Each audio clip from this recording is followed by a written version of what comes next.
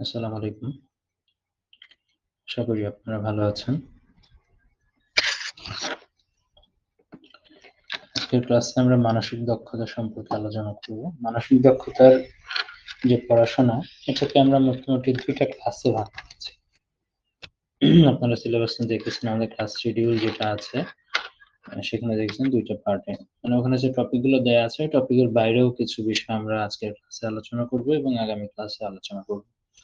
আর কিছু বিষয় আমরা আমি আগেই বলেছি যে ওইভাবে আমাদের সিলেবাসে যেভাবে হেডলাইন করে দেয়া আছে, ওই হেডলাইন আকারে আমরা ক্লাসগুলো করব না। কারণ ওই হেডলাইনের মধ্যে যে ভিতরে যে ডিটেইলস আছে ওই আকারে আমরা করার চেষ্টা করব এবং বিগত সালের যেভাবে প্রশ্নগুলো এসেছে ওই প্রশ্নের বেসিসে আমরা প্রস্তুতিটা নিব। আর কিছু বিষয় আছে যেমন মানসিক দক্ষতা অংশের মধ্যে কিন্তু সমার্থক শব্দও থাকে, আবার বিপরীত শব্দও থাকে, আবার সিনোনিম, অ্যান্টোনিম এই টাইপের প্রশ্ন কিন্তু থাকে। তারপরে ওয়ান ওয়ার্ড সাবস্টিটিউশন এগুলোও কিন্তু থাকে। মানে বাংলা থেকেও আসে। আবার ম্যাথ থেকেও কিছু বিষয় আসে যেগুলো আমরা ম্যাথের মধ্যে পড়েছি। অর্থাৎ বাংলা, ইংলিশ এবং ম্যাথের মধ্যে যে বিষয়গুলো আমরা পড়ে এসেছি অলরেডি, যেটা কিনা মানসিক দক্ষতাতেও আসতে পারে, সে বিষয়টা এর মধ্যে আলোচনা করার কোনো প্রয়োজনীয়তা নেই। ঠিক আছে? আমরা সেগুলো এভয়েড করেই পড়ব। এখন কি পড়ব সেগুলো আমরা স্লাইড থেকেই সবগুলো দেখব। দেখলেই আমরা বুঝে যাব। ঠিক আছে? তো আমি স্লাইড শেয়ার করছি। আপনারা দেখতে পাচ্ছেন আশা করি।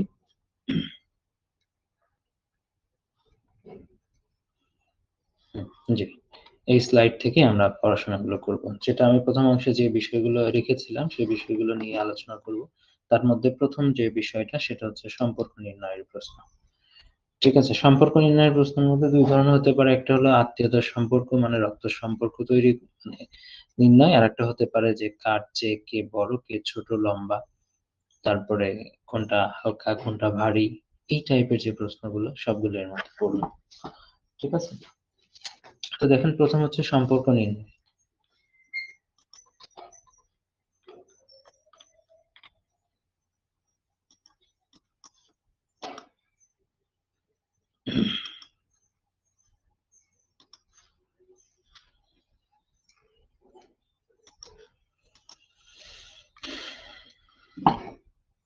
এগুলোর ক্ষেত্রে যা পড়বেন সাথেই লিখে ফেলবেন সম্পর্ক নির্ণয়ের ক্ষেত্রে। অনেকে সম্পর্ক নির্ণয়টা এমনিই পারেন।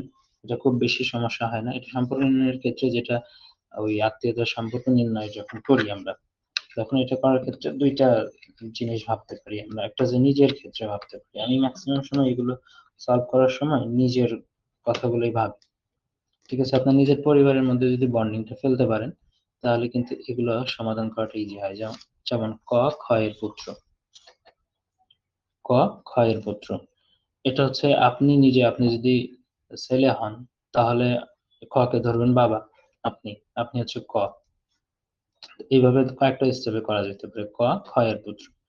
ঠিক আছে? খ উপরে রাখবেন। এই বরাবর হচ্ছে কটা হলো পুত্র। তাই না? তারপরে এবং ক এবং খ এবং গ পরস্পর ভাই। তার মানে তাদেরকে একই লাইনে ফেলবেন। তারা আপনার হয়ে গেল মানে বাবা, চাচা হয়ে গেল। ঠিক আছে? পরস্পর ভাই। গ। তারা কিন্তু পরস্পরের ভাই হলো। আবার হচ্ছে গ এর মামা। তাহলে গ এর মামা মানে হচ্ছে হচ্ছে গ এর মা, সরি। হচ্ছে গ এর মা হচ্ছে। তার মানে তার উপরে আবার চলে গেল। তার মানে এটা একটু উপরে চলে গেল। ঘ। ঠিক আছে? আমার একটু নিচে লেখা লাগতো। তার উপরে চলে গেল এটা মা। ঠিক আছে? আবার হলো ঘ এর কন্যা। ঠিক আছে? তাহলে কন্যার সিরিজ এখানে যে মায়ের সিরিজ গেল সবার উপরে যেটা, তার মানে কন্যা আর মাটা এবার বরাবর চলে আসলো। দেখেন। তাহলে খ, গ ভাই আর হচ্ছে হলো বোন হয়ে গেল। খ, গ আর বোন। তাহলে এটা হয়ে গেল চাচা, তাহলে মানে হয়ে গেল কি? ফুপু। এই যে এর সাথে কর সম্পর্ক কি? তাহলে সম্পর্কটা হয়ে গেল ফুপু। তো এইভাবে আপনি চিন্তা করবেন। লেখার সময় এইভাবেই লেখার চেষ্টা করবেন। ঠিক আছে? যেমন এই ৩ টাকে আমি এক চার্টে ফেলেছি। তার মানে এটাই কিন্তু আপনার হচ্ছে চাচা ফুপুরা কিন্তু এখানেই। আপনি যদি এটা হয়ে থাকেন ক। তার উপরে যে ঘটা আছে এটা আপনার দাদি। তো ডেফিনিটলি এইভাবে আপনি অ্যান্সার গুলো করবেন। ঠিক আছে? এইভাবে অ্যান্সার করাটাই মোস্ট অ্যাপ্রোপ্রিয়েট। মানে ভুল হওয়ার সম্ভাবনাটা এইভাবে ফ্লোচার্ট দিয়ে আপনার অ্যান্সার করার চেষ্টা করবেন। তারপরে আসি, তারপরে বলা আছে পি হচ্ছে কিউ এর পিতা, পি হচ্ছে কিউ এর পিতা, তাহলে পি আর নিচে হলো কিউ, ঠিক আছে, এই পিটা হলো পিতা। আবার বলছে কিউ পি এর ছেলে নয়, তাহলে ছেলে না হলে এটা মেয়ে হবে, তাহলে ডেফিনেটলি এটা বুঝতে পারছেন যে এটার অ্যান্সারটা এখানে কি হচ্ছে, তার মানে মেয়ে আর পিতা। খুবই ইজি ছিল এটা, খুব বেশি কঠিন কিছু না, খুবই ইজি বিষয়।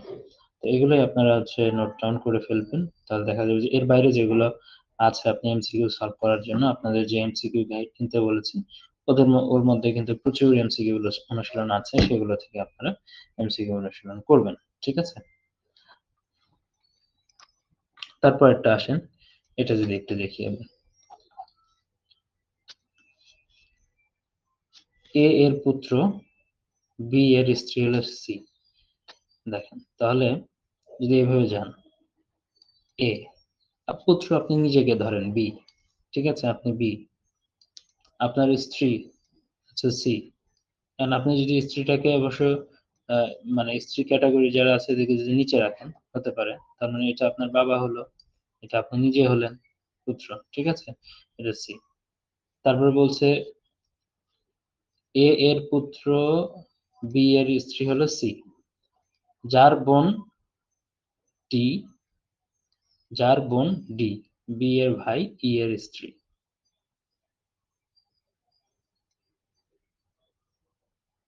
যার বোন হলো ডি। এই যে যার বোন হলো ডি, মানে যার মানে আপনার স্ত্রীর কথা বলা হচ্ছে, তার বোন হলো ডি, তাদেরকে একসাথে ফেললেন। এই ডিটা আবার কার স্ত্রী?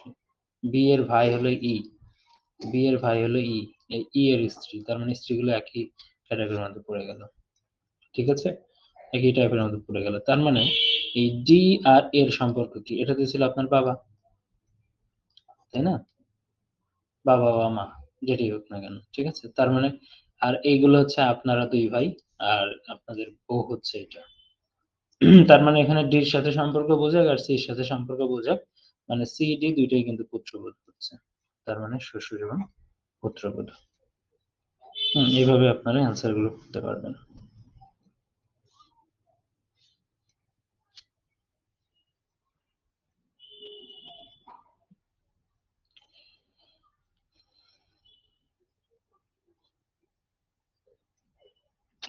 তারপর আসি, এটা আপনাদের টাস্ক থাকলো, আগেরটা যদি বুঝে থাকেন তাহলে এটা করবেন, এটা হচ্ছে হোম টাস্ক, ঠিক আছে।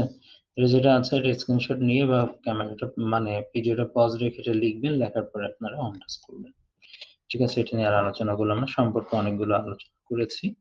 এখন এটার মধ্যে আসেন, খাটো লম্বা ছোট বড় এই টাইপের সম্পর্ক আসতে পারে এটার মধ্যে। আপনারা যখন প্রশ্নটা পড়বেন, পড়ার আগে শেষের অংশটুকু দেখে নেবেন, কে সবচেয়ে বেটে মানে শর্ট, কে সবচেয়ে খাটো, ঠিক আছে, মানে তাকে ছোট হিসেবে আমরা চিন্তা করব, ঠিক আছে, সেভাবে আমরা শুরু থেকে চিন্তা করবো সেভাবেই, মানে প্রত্যেকটা ক্ষেত্রে সেই সম্পর্কটা রাখবো, পি কিউ এর থেকে লম্বা, কিন্তু আমরা লম্বা হিসেবে চিন্তা না করে আমরা খাটো হিসেবে চিন্তা করব, কারণ পি কিউ এর থেকে লম্বা, এখানে খাটো কে? কিউ, কিউ হলো খাটো এখানে।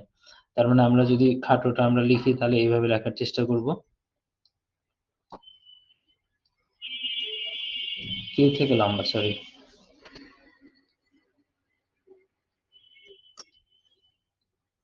পি হলো কিউ থেকে লম্বা, তার মানে এখানে কিউ খাটো, আমাদের এইদিকে প্রায়োরিটি দিতে হচ্ছে, মানে অ্যান্সারটা আসবে এই সাইডেরটা। তারপরে কিউ আবার আর এর থেকে লম্বা, আমরা এক লাইনেও লিখবো না, আমরা হচ্ছে পরের পাশে লিখবো, যার যার নিচে তাকে রাখবো। কিউ হচ্ছে আর এর থেকে লম্বা, তার মানে আটটা হচ্ছে এই পাশে, ঠিক আছে, আর এর থেকে লম্বা, তার মানে এখানে সবচেয়ে ছোট হয়ে গেল সবার মধ্যে, আর ছোট হয়ে গেল এখন পর্যন্ত। তারপরে এম এন এর থেকে লম্বা, এখন দেখেন এম এন এর মধ্যে কিন্তু কোনো সম্পর্ক নাই এখানে, মানে এখানে যেহেতু কোনো রিলেশন নাই, কিন্তু এর পরেরটা আছে দেখেন, এন কিউ অপেক্ষা লম্বা, তাহলে তাহলে কিউটা আমরা এখানে রাখবো, এনটা আমরা এখানে রাখবো, যেহেতু হচ্ছে কি বলা হচ্ছে, কিউ এর থেকে লম্বা, এনটা হলো কিউ এর থেকে লম্বা এটা, আর বলছে এম এন এর থেকে লম্বা, তার মানে এমটাকে আমি এখানে রাখতে পারি, বা এখানে এন লিখে এখানে আবার এম লিখতে পারি, দেখেন। তার মানে এই সাইডের গুলো যা যা আছে সবগুলো লম্বা বেশি, আর যত বাম থেকে ডান দিকে যাচ্ছেন তত খাটো হয়ে যাচ্ছে, অর্থাৎ আর হয়ে যাচ্ছে সবার খাটো। ঠিক আছে? কারণ এই পাশেগুলো আমরা যেহেতু এই পাশে এই সিস্টেম করে লিখছি সবগুলো, দেখেন কিউ গুলো এই পাশে লিখছি। আমরা এই পাশের গুলো কিউ এর চেয়ে বড়, এই পাশের গুলো কিউ এর চেয়ে ছোট। তার মানে এখানে সবার ছোট চেয়েছে। তার মানে সবার ডানে যেটা আছে সেটা সবার ছোট হলো এটার ক্ষেত্রে। তাই এইভাবে অ্যান্সারটা করবেন। আর যদি এটা না বুঝেন আবার একটু টেনে দেখবেন, টেনে দেখলে বুঝে যাবেন। তারপরে আসেন পরেরটার মধ্যে। এটা আবার একটু দেখাই দিলে বুঝে যাবেন, আগেরটা যদি না বুঝেন এটা বুঝে যাবেন। যেমন এ ডি এর চেয়ে ছোট। এখানে দেখেন সবার আগে দেখে নিব সে কে সবচেয়ে বড় চেয়েছে এখানে। কারণ বড়টাই আমাদের চিন্তা করতে হবে। বড়টা আমরা যদি গ্রেটার দ্যান দিয়ে বাম পাশে রাখি তাহলে সেটাই বড় হবে। এ ডি এর চেয়ে ছোট বলছে কিন্তু সি এর চেয়ে বড় বলছে। তার মানে এ এটা আগে লিখি। এ কি বলছে? ডি এর চেয়ে ছোট। তার মানে ডি এর চেয়ে ছোট হলো এ। তাহলে ডিটা বড় আর সি এর থেকে বড়, গ্রেটার দ্যান সি, এটা বললো। আবার সি ডি এর মতো বড় না হলেও বি এর চেয়ে বড়। সি ডি এর মতো বড় না হলেও, ডি এর মতো বড় তো নাই, কারণ এর চাইতে বড় হচ্ছে ডি আর এর থেকে ছোট হলো সি। আবার এখানে বলছে যে সিটা কি যদি ডি এর মতো বড় না হলেও বি এর চেয়ে বড়। তার মানে আমরা সি লাইনটা আমরা এখানে লিখবো, ডি এর মতো তো বড় তো নাই, মানে বড়, তবে দেখেন এই যে বি এর থেকে বড়। আবার বি ডি এর চেয়ে ছোট, স্বাভাবিকভাবেই বিটা কি হবে? এই ডি এর চেয়ে ছোট হবে। ডি তো এখানে, এই সিটা কি হবে? বি, এই বিটা স্বাভাবিকভাবেই ডি থেকে ছোট, কারণ সেটা অনেক দূরে। এগুলো সব ছোট। আর সবচেয়ে বড় কি? আমরা বড় লাইন যদি দেখি তাহলে বড় লাইন হচ্ছে এই পাশে, এগুলো ডি, ডি আছে এই বরাবর। তাহলে অ্যান্সার হলো ডি। এইভাবেই মানে হালকা ভারী এটাও আপনারা বের করতে পারবেন। এটা আপনাদের হোমওয়ার্ক থাকবে। এগুলো কিন্তু খুবই গুরুত্বপূর্ণ। ঠিক আছে? কি মানে যেটা সম্পর্ক নির্ণয় যেটা করাইলাম। মোটামুটি মানসিক দক্ষতার মধ্যে মুখস্থ ভিত্তিক যে পড়াগুলো আছে, আমি যেটা শুরুতেই বলেছি ওইগুলো বাদ দিয়ে, যেমন ওই সাদৃশ্য বৈসাদৃশ্য আসে। আমি এলটিএম পার্টের মধ্যে কিন্তু কিছু পার্ট দিয়েছিলাম যে সাদৃশ্য বৈসাদৃশ্য, তারপর ওর মধ্যেই সমার্থক শব্দ আসতেছে, বিপরীত শব্দ আসতেছে, অ্যানালজি আসতেছে, ওয়ান-ওয়ার্ড সাবস্টিটিউশন আসতেছে, এক কথায় প্রকাশ আসতেছে। এগুলো মানসিক দক্ষতা পার্টের মধ্যেই আসে। তো এগুলো কিন্তু আর পড়াবো না, পড়তেও হবেও না এখানে। ঠিক আছে? এগুলো এই বাংলাদেশ বিষয়, সরি বাংলার মধ্যে এবং ইংলিশের মধ্যে যা যা পড়ে এসেছেন ওগুলো পড়লেই হবে। তারপর আসেন যে কোডিং সিস্টেম। কোডিং সিস্টেম খুবই ইজি, আপনারা অনেকেই অভ্যস্ত, এটা খুব ইজিলি পারেন। ঠিক আছে? নাম্বারিং করা, কোন নাম্বারের সাথে কোনটা মিলে সেটাকেই বলা হচ্ছে কোডিং সিস্টেম। এখানে মানে কয়েকটি কোডিং সিস্টেমে দুইটা বিষয় থাকে। একটা হলো এই অ্যালফাবেট গুলো যেটা থাকে, অ্যালফাবেট নাম্বারিং গুলো দুই ভাবে করা থাকে। একটা হলো যে আমরা জানি 26টা অ্যালফাবেট আছে। ঠিক আছে? এই 26টা অ্যালফাবেটের অনেক সময় হয় যে এর নাম্বার হলো সিরিয়াল নাম্বার 1, তারপরে ডি এর সিরিয়াল নাম্বার হচ্ছে 4। হুম? এইভাবে কিন্তু একটা কোডিং আসে। ওই কোডিং দিয়ে অনেক সময় হিসাবটা যায়। আবার অনেক সময় করা থাকে কি কোনো একটা শব্দের কোডিংটা এখানে দিয়ে রাখে। এবং সেটার দ্বারা মানে যেমন ইর দ্বারা এখানে 1 বোঝাইছে, এন এর দ্বারা এখানে 2 বোঝাইছে, জির দ্বারা 3 বোঝাইছে, এইভাবে বোঝায়। আবার ঠিক একই সিস্টেমে কিন্তু এখানেও দেখবেন যে এখানে যেমন ইর দ্বারা 1 বোঝাইছে, এখানেও ইর দ্বারা কিন্তু 1 ই বোঝাইছে, মানে মিল রাখছে। তার মানে এটা যদি বুঝতে চান, মানে খুব দ্রুত করতে চান, তাহলে আর আপনাকে এটা পড়ার প্রয়োজন নেই শুরুতে। এই টাইপের যখন থাকবে তখন প্রশ্ন কি চেয়েছে, গ্রিসের ক্ষেত্রে সঠিক সংজ্ঞাটা লিখুন। তার মানে গ্রিসটা সরাসরি লিখবেন এখানে GREECE। গ্রিসটা লেখার পরে এখানে যেটার দ্বারা যেটা বোঝাইছে, যেমন জি চেয়েছে আপনার, জির মানটা আগে নিয়ে আসতে হবে। তাহলে এখানে জি খোঁজেন, যেটার মধ্যে জির পজিশন হলো 3, মানে মান নাম্বার হলো 3। তারপরে আর এর নাম্বারটা এখানে দেওয়া আছে, এই যে আর এর নাম্বার হচ্ছে 8। তারপরে এর নাম্বার তো আমরা দেখলাম দুইটা আছে, দুইটা তার মানে 1। তারপরে সি আছে এখানে, সির নাম্বার হচ্ছে 9 আর এর মান হচ্ছে 1 আমরা জানি। তার মানে এটা হচ্ছে आंसर গ। তার মানে এটা ডিরেক্ট এইভাবে খুঁজতে হবে না যে কোনটা দ্বারা কি, এগুলো মুখস্থ করতে হবে না। আপনি ডিরেক্ট এইভাবে আনসারটা করে ফেলবেন, যেটা চেয়েছে সেটা করে ফেলবেন। তো ওটা আছে, তো ঠিক একইভাবে এটাও আছে। যেমন এটা আপনারা করতে পারবেন। হেলেন বলছে, তার মানে ইজ দ্বারা আপনার এখানে বুঝিয়েছে কি 3 বুঝিয়েছে, ইট দ্বারা ইটা এখানেও আছে, এখানে 2 বুঝিয়েছে, এখানে ই আছে, এখানে 2 বুঝিয়েছে, তার মানে 2। এল এর মান হচ্ছে এখানে 1 দেয়া আছে, 1 ই লিখবেন। এর মানটা আবার 2, আর এন এর মানটা হচ্ছে 9। ঠিক আছে এটা, তার মানে 3 to 1 to 9, 2 নাম্বারটা হচ্ছে आंसर।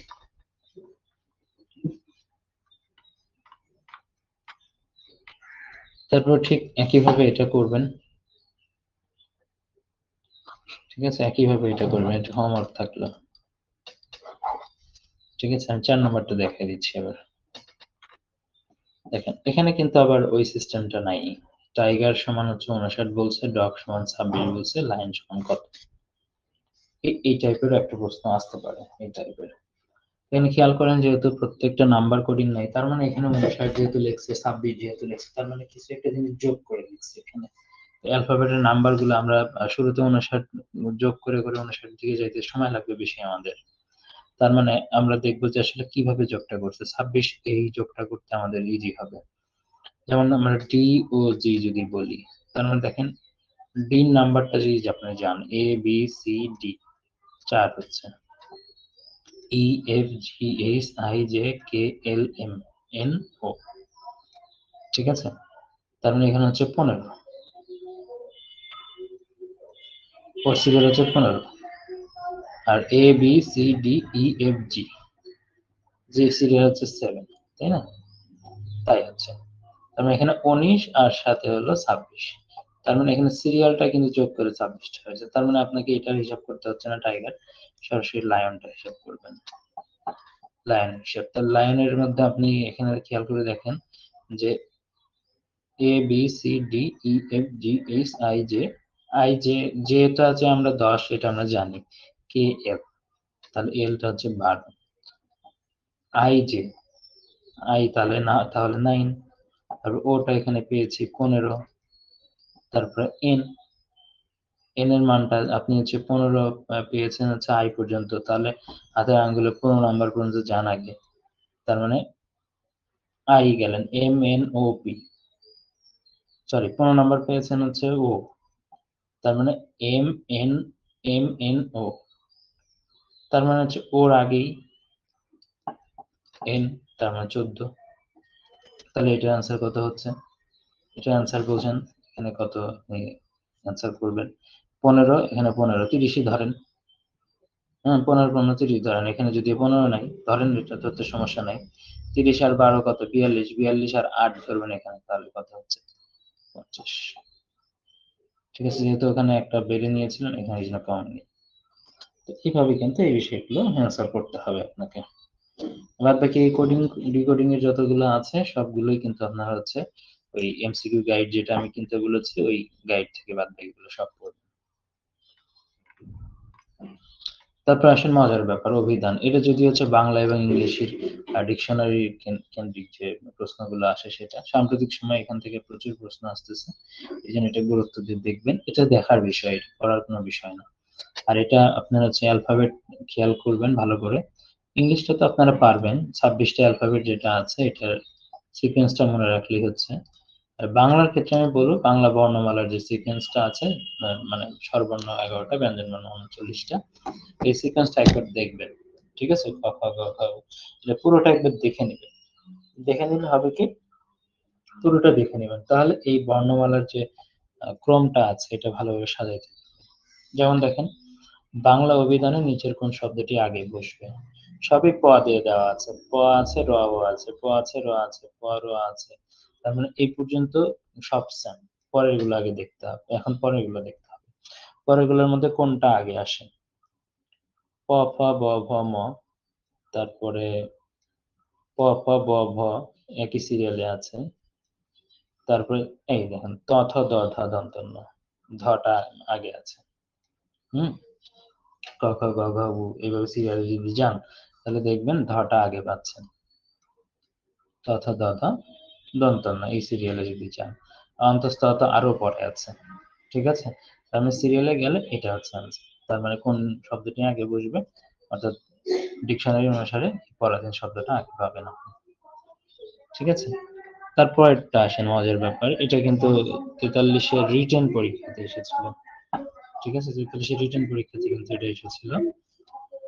তো এটা দেখে অনেকেরই ভুল হয়েছে, বা এমনি তো তারা বুঝতে পারবেন না সরাসরি। তো কেয়ারফুলি এটা খেয়াল করতে হবে।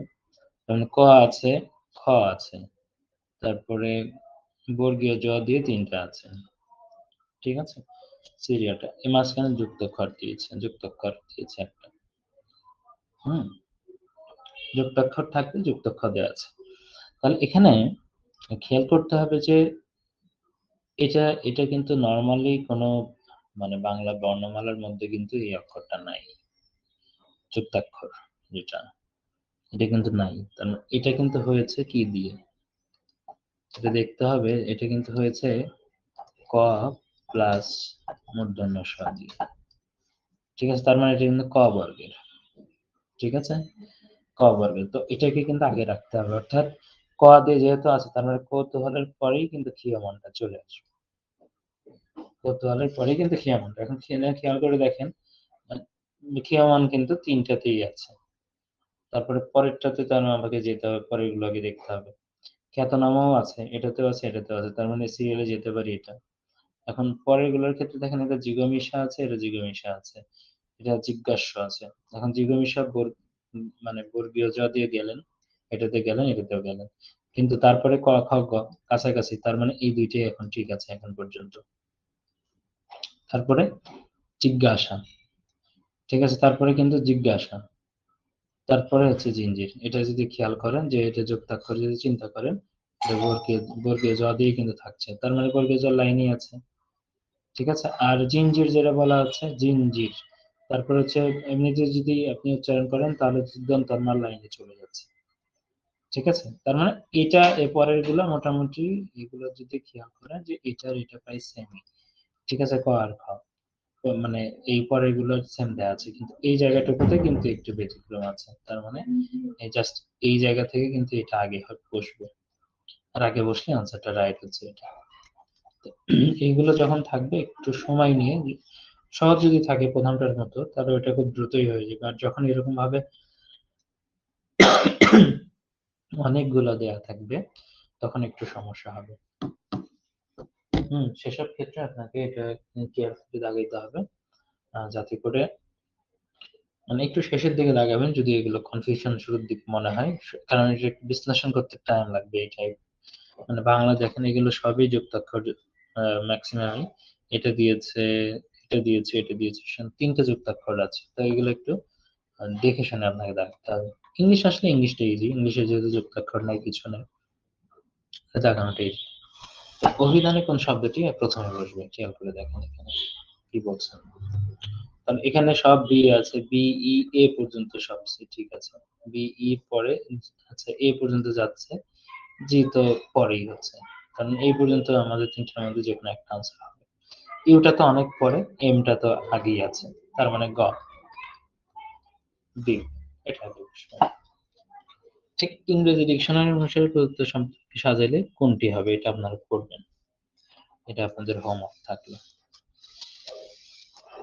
এখানে 5টা দিছে, ওই যে ওইটার মতো করে সাজাইবেন যে কোনটার পরে কোনটা বসবে, এবং এই সিরিয়ালটা দেওয়া আছে 1 number 2 number 3 number 4 number 5 number, এটা সাজাবেন, সাজিয়ে অ্যান্সার কোনটা হবে সেটা অ্যান্সারটা করবেন, ঠিক আছে। এটা আমি করে দিলাম না, এটা আপনাদের হোমওয়ার্ক থাকলো, না পারলে তখন আমাকে জানাতে হবে। তারপর আসেন যে ওই অভিধানের মতোই যদি আমি বলি শব্দ গঠন, এই শব্দ গঠনটা আপনাকে করতে হবে, ঠিক আছে।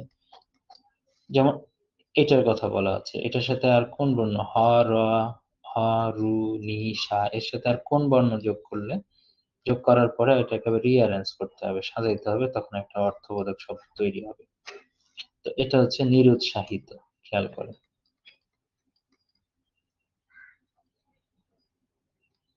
নিরুৎসাহ হচ্ছে, সাহিত্য না, নিরুৎসাহ, নিরুৎসাহ, তাইলে হচ্ছে। তার মানে এখানে একটা খণ্ডত্বর প্রয়োজন, ঠিক আছে, একটা খণ্ডত্বর প্রয়োজন। নিরুৎসাহ, ঠিক আছে, নিরুৎসাহ। এটা বাংলাতেও থাকতে পারে পুনর্বিন্যাস দিয়ে, ইংলিশেও থাকতে পারে, আবার এরকম একটা বিষয়ও থাকতে পারে যে ডিটারমিনেশন শব্দটি থেকে কিছু বর্ণ নিয়ে নিচের কোন শব্দটি গঠন করা সম্ভব।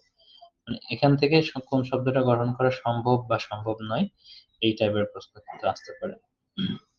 ঠিক আছে, যেটা সম্ভব নয় সেটা বুঝতেই পারবেন যে এর মধ্যে সেই অক্ষরটা থাকবে না।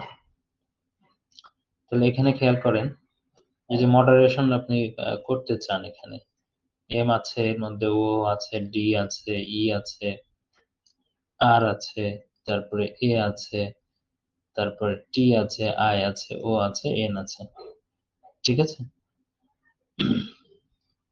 কিন্তু খেয়াল করে দেখেন, সবই আছে কিন্তু ও লাগছে দুইটা, তো দুইটা কই পাবেন? কিছু বর্ণ নিয়ে বলছে, তাহলে দুইটাও তো নাই, তার মানে এটা হচ্ছে না। তাহলে দুইটাও এখানেও আছে, তার মানে এখানে তো নাই, হচ্ছে না। তাহলে দুইটাও এখানে আছে, হচ্ছে না, কারণ এখানে কিন্তু একটা ওই আছে, MENTION মেনশন।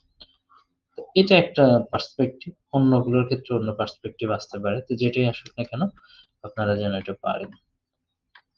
আবার বলছে দেখেন, নিচের কোন এলোমেলো বর্ণগুচ্ছ সাজিয়ে লিখলে মানবদেহ সম্পর্কিত একটি শব্দ হবে, ঠিক আছে।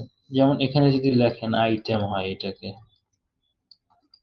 মানবদেহ সম্পর্কিত শব্দ না, তারপর এটার দিকে যদি আপনি লেখেন, আহ এটা লেখলে কিন্তু কি হবে? বেলি হবে, BELLY, বেলি মানে পেট।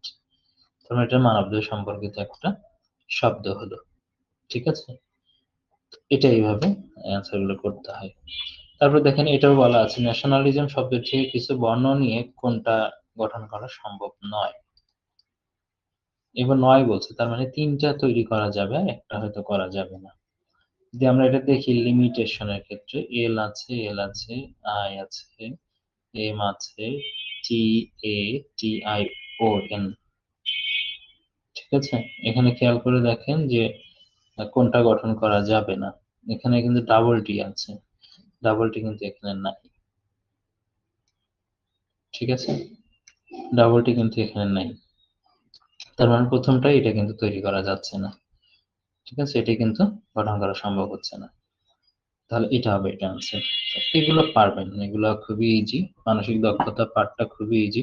মানসিক দক্ষতার দিকে একটু খেয়াল করে করবেন যে প্রিলিমিনারি পরীক্ষা থাকছে 15 নম্বর, আর হচ্ছে রিটেন পরীক্ষা থাকছে 50 নম্বর। দেখেন টোটাল 65 মার্ক কিন্তু, ঠিক আছে। এত কম করে 65 মার্ক কিন্তু মানসিক দক্ষতা ছাড়া কোথাও পাওয়া যায় না, ঠিক আছে, কোথাও না। প্রিলি বলেন, প্রিলি 15 মার্কও মুখস্থ ভিত্তিক পাঠ ছাড়া সহজই হয়, আবার রিটেন পরীক্ষার 50 মার্কটা এটাও কিন্তু ইজি হয়, ঠিক আছে। তো এটা কিন্তু প্রিলির পরেও যা, রিটেনের পরেও তাই, ঠিক আছে। প্রিলির পড়া যা, রিটেনের পরেও তাই। একটু সাবধানে এই বিষয়গুলো একটু প্র্যাকটিস করতে হবে, পরীক্ষার সময় দাগাইতে হবে। প্র্যাকটিস করবেন বেশি বেশি, তাহলে দেখবেন যে দাগাইতে পারবেন ভালো।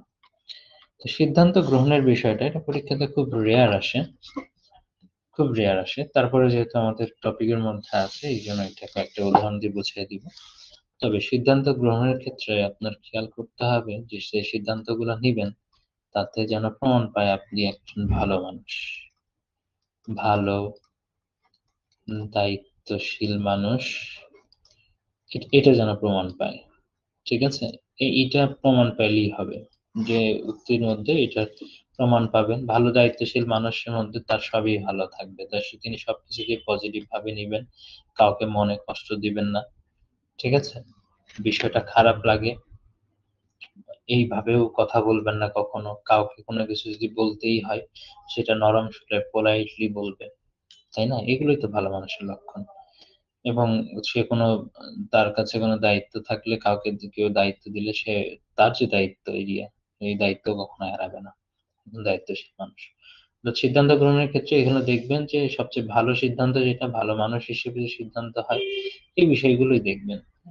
তো এখানে সাধারণত প্রশ্নগুলো ভুল হয় না, এমনি যারা পড়তে জানে মজার ছলে যদি ভুল না করে তাহলে এখানে কিন্তু ভুল হওয়ার চান্স নেই। যেমন কোনো বিশেষ উপলক্ষে আপনার কোনো বন্ধু বা বান্ধবী আপনাকে কিছু উপহার দেবে বলে প্রতিশ্রুতি দেয়, এরপর দিতে ভুলে গেলে আপনি কি করবেন? উপহারের কথা মাথা থেকে বের করে দিবেন, মানে আপনি ভুলে যাবেন দেয় নাই দেয়নি, মানে কিছুই করবেন না, কিছুই মনে করবো না, তার সাথে অভিমান করে কথা বলবেন না, এটা তো প্রয়োজন হবে না। যেহেতু সে প্রতিশ্রুতি দিয়েছিল, এখানে কি বলেছিল, প্রমিস করেছিল, তো প্রতিশ্রুতি রক্ষা করতে হবে। ঠিক আছে, বান্ধবী কোনো কারণে ভুলে যেতেই পারে, বন্ধু বা বান্ধবী, ঠিক আছে, তখন তাকে জাস্ট একবার আপনি মনে করিয়ে দিতে পারেন, মনে পোলাইটলি মনে করিয়ে দিবেন। ঠিক আছে, এটা হতে পারে সবচেয়ে উপযুক্ত আনসার।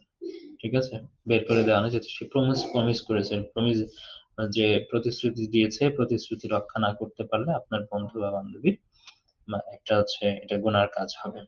ঠিক আছে, তো সেই জায়গা থেকে তাকে একবার মনে করে দেওয়া, হয়তো সে কোনো কারণে ব্যস্ততার কারণে ভুলে যেতেই পারে, পরবর্তীতে আবার না দিতে পারলে তার আফসোস মনে হবে, তখন সে আপনাকে বলতে পারে একবার মনে করে দিলেই পারতিস ব্যাপারটা।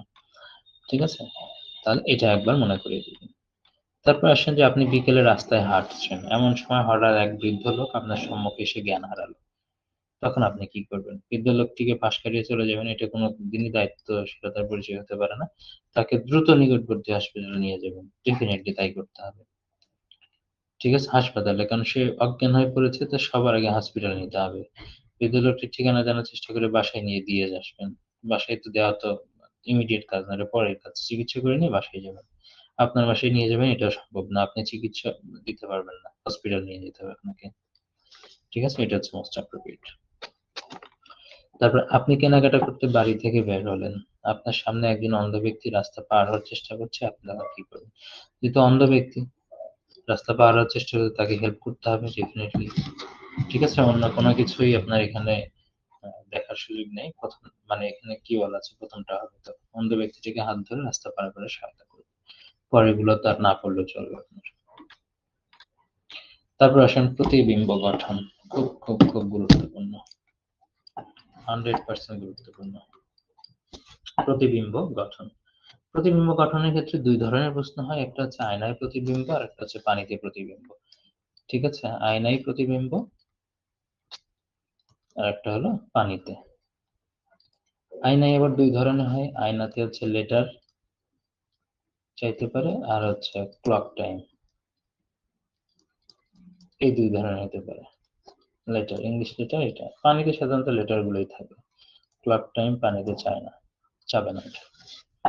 তো এই দুই ধরনের, তো এটা আমরা যদি এটা দেখি তাহলেই হবে। আর এটা অ্যান্সার করার মতো, অ্যান্সার করার জন্য আমরা যেটা করব সেটা হচ্ছে কোশ্চেন পেপারটাকে আমরা কাজে লাগাইতে পারবো। আয়নায় প্রতিবিম্ব যখন বলা হয়, তখন দেখুন এখানে বলা আছে যে আয়নায় প্রতিবিম্ব কোনটা দেখা যাবে, সুপারভাইজার। ঠিক আছে, জাস্ট এটা কি করব, প্রশ্ন যে পাশে আছে সেখানে এই সুপারভাইজারের উপরে আবার যদি একটু আমরা ডিপ করে লিখি, একটু কলম দিয়ে শক্ত করে ডিপ করে সুপারভাইজার লিখবো। ঠিক আছে, মানে যেটা, মানে যেটা উপরে থাকবে এখানে খেয়াল করে দেখেন। ঠিক আছে, লেখার পরে অপোজিট সাইড থেকে দেখবো, অপোজিট সাইড মানে পেজটা উল্টাবো, উল্টায় যেটার মতো দেখতে হবে। অপোজিট সাইড থেকে যদি উল্টান তাহলে এটার মতোই দেখতে হবে। ঠিক আছে, এইভাবে অপোজিট সাইড থেকে দেখলে তখন আপনার এটার মতো মনে হবে। তারপর আয়নায় কোয়ালিটি এর প্রতিবিম্ব কোনটি, কোয়ালিটি। ঠিক আছে, এটাও জাস্ট তাই, আপনি কোয়ালিটিটা লিখবেন, লিখে বিপরীত পাশ থেকে দেখবেন, বিপরীত পাশ থেকে দেখলে দেখবেন যে আপনার কোয়ালিটিটা এরকম মনে হচ্ছে। ঠিক আছে, এরকম মনে হবে। তো এটা একটা বিষয়। আবার অনেক সময় থাকতে পারে কি, যে ধরেন এইটাই থাকতে পারে, প্রশ্ন এটাই থাকতে পারে, এটির মূল শব্দ কোনটি? আয়নাতে এই শব্দটা দেখা যাচ্ছে, প্রকৃতপক্ষে হচ্ছে এই শব্দটি কোনটি? তো আপনি এটার উপরেই হচ্ছে ঘষা মাজা করে নেবেন একবার, এটার উপরে মানে একদম চাপ দিয়ে লিখে নেবেন, লিখে নিয়ে পেজ উল্টান, উল্টায় জাস্ট পেজ উল্টাইয়ে অপর পাশ থেকে দেখেন। ঠিক আছে, পেজ উল্টায় জাস্ট অপর পাশ থেকে দেখেন। এখন এটাই যদি বলতো যে যদি বলা হইতো যে কোয়ালিটি শব্দটির পানিতে প্রতিবিম্ব কেমন হবে, পানিতে প্রতিবিম্ব, পানিতে প্রতিবিম্বের ক্ষেত্রে কি করতে হবে, একই জিনিস মানে উল্টাই আপনি দেখবেন, লেখার পরে উল্টাই দেখবেন। তবে এভাবে এখন কি করবেন, আপনার যে প্রশ্ন যে প্যাটার্নে আপনি সোজা করে আপনি প্রশ্নটা দাগাচ্ছেন, তাই না, মানে উপর থেকে নিচ দিকে আপনি পড়ে যাচ্ছেন, মানে আপনার সুবিধা মতো, উল্টা তো আপনি পড়ছেন না, খাতায় যে প্রশ্ন যেটা আছে এটা তো আপনি যেভাবে ধরে আছেন আপনি সোজা মানুষ হিসেবে আপনি পড়ছেন, এবং যখন আয়নার প্রতিবিম্ব দেখলেন তখন জাস্ট হচ্ছে পৃষ্ঠাটা একবার করে উল্টাই দিবেন। আর এটার ক্ষেত্রে কি করতে হবে, পানিতে যখন প্রতিবিম্ব যাবে তখন কি করবেন, অপোজিটটা করে নেবেন। অপোজিট বলতে বোঝানো হচ্ছে যে আপনি যে প্রশ্নের যে পাশটা আপনার উপরে সেই পাশটা নিচে দিবেন, মানে এবার উল্টা হয়ে গেল, ঠিক আছে? তারপরে পেজ উল্টাবেন, প্রশ্নের উপর পাশটা নিচে দিয়ে পেজটা উল্টায় তখন যেটা দেখতে পাবেন সেটা হবে পানিতে প্রতিবিম্ব। বাস এই দুইটা কাজ করলেই আপনার হচ্ছে। আর পানিতে প্রতিবিম্বর ক্ষেত্রে আমরা যদি সেটাকে দেখাই তাহলে ওটাকে আপনি চাইলে এইভাবেও দেখাতে পারেন, কিন্তু এটা লেখা আমাদের জন্য ডিফিকাল্ট, ঠিক আছে? এটা লেখাটা আমাদের জন্য এইভাবে ডিফিকাল্ট। যেমন কিউটা যদি আপনি লেখেন তাহলে এটার বরাবর যেটা আছে, এত কিউটা এই বরাবর নিচেরটা নিচে থাকবে, তারপরে নিচের অংশ এইভাবে থাকবে, তারপরে এটা নিচের অংশ আছে এইভাবে থাকবে। দেখেন এইভাবে যদি লেখেন, ঠিক আছে? তারপরে এইভাবে থাকবে, এইভাবে নিচের অংশটা যেটা এইভাবে আসবে হয়তো, ঠিক আছে? এইভাবে আসবে দেখতে গেলে, মানে এইভাবে জাস্ট আপনি নিচের অংশটা এই নিচে মানে কাছাকাছি রাখবেন, এই অংশটা এইদিকে দেখেন, এই অংশটা এখানে, এই নিচের অংশটুকু এই কাছাকাছি, এই উপরের অংশটুকু এই দূরে, কাছাকাছিটা কাছাকাছি। অর্থাৎ এ যদি এইভাবে লেখেন আপনাকে লিখতে হচ্ছে পরের লেখা নিচের দিকে। এইভাবে আপনি লিখেও করতে পারেন। তবে এইভাবে লিখার চেয়ে একবারে বেটার হয় যে আপনি পানিতে প্রতিবিম্ব চাক আর হচ্ছে আয়নায় প্রতিবিম্ব চাক লেটার গুলো, তো ওই লেটার গুলোর উপরে আপনি মানে একটু ডিপ করে লিখবেন, চাপ দিয়ে লিখবেন যাতে অপোজিট পাশ থেকে আপনি ভালোভাবে বুঝতে পারেন। যদি প্রশ্নের ওই জায়গায় না বুঝতে পারেন তাহলে আপনি আলাদা করে লিখেন যে জায়গায় ফাঁকা আছে। অনেক সময় হয় কি যে অপোজিট পেজে আপনার হচ্ছে কিছু প্রশ্ন লেখা থাকে, ওই প্রশ্নের মধ্যে আপনার হচ্ছে লেখাটা ভালোভাবে বোঝা যায় না, তাহলে প্রশ্নের যে ফাঁকা জায়গাটা আছে, প্রশ্নের যে ফাঁকা জায়গা আপনি সেই জায়গাটুকুতে লেখেন, তাহলে অপোজিট পেজে লেখা থাকবে না, আপনার ওখানে স্পষ্ট হিসেবে লিখতে পারবেন। তাহলে এটা একটা ব্যাপার গেল। এখন পানিতে প্রতিবিম্ব বলে দিলাম যে পানিতে প্রতিবিম্ব দেখবেন অপোজিট পেজেই দেখবেন, পৃষ্ঠা উল্টাই দেখবেন, তবে এটার আগে কি করবেন, প্রশ্নটা আগে যেভাবে ধরেছিলেন, যে সোজা করে ধরেছিলেন, এবার কি করবেন, প্রশ্ন ঘোরাইয়া উপর পাশটা নিচের দিকে আনবেন, ঠিক আছে? উল্টা হয়ে গেল, উল্টা করে যখন মানুষ পড়ে ব্যাপারটা সেরকম। প্রশ্নের উপর পাশটা নিচের পাশে নিয়ে আসবেন, নিয়ে এসে তারপরে পেজ উল্টাবেন। আচ্ছা, এবার আসেন, যদি আয়নাতে দেখা যায় যে 6:30 বাজে তাহলে প্রকৃত সময় কত? এটা দুই ভাবে থাকতে পারে, দেখেন সেটা হচ্ছে একটা আয়না দিয়েও থাকতে পারে।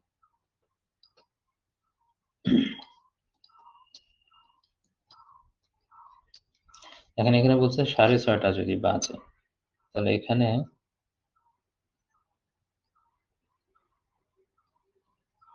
ঘন্টার কাঁটা, এটা যদি মিনিটে কাটা হয়,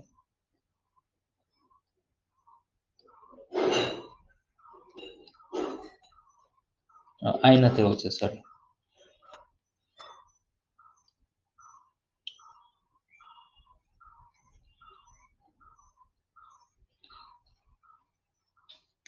আয়নাতে বললে তখন আয়নার মতো করে আঁকাই আমি, ঠিক আছে? এটা প্রকৃত সময়ের মতো হয়নি, আমি আয়নার মতো করে আঁকাচ্ছি, দেখেন দুই ভাবে চাইতে পারে।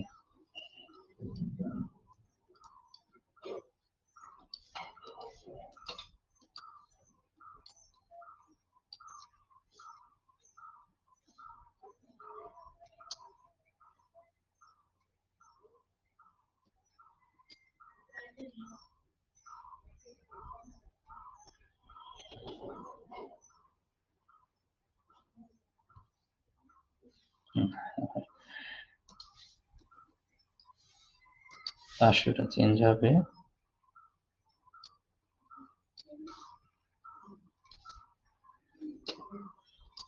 দেখেন এইটা, ঠিক আছে? তাহলে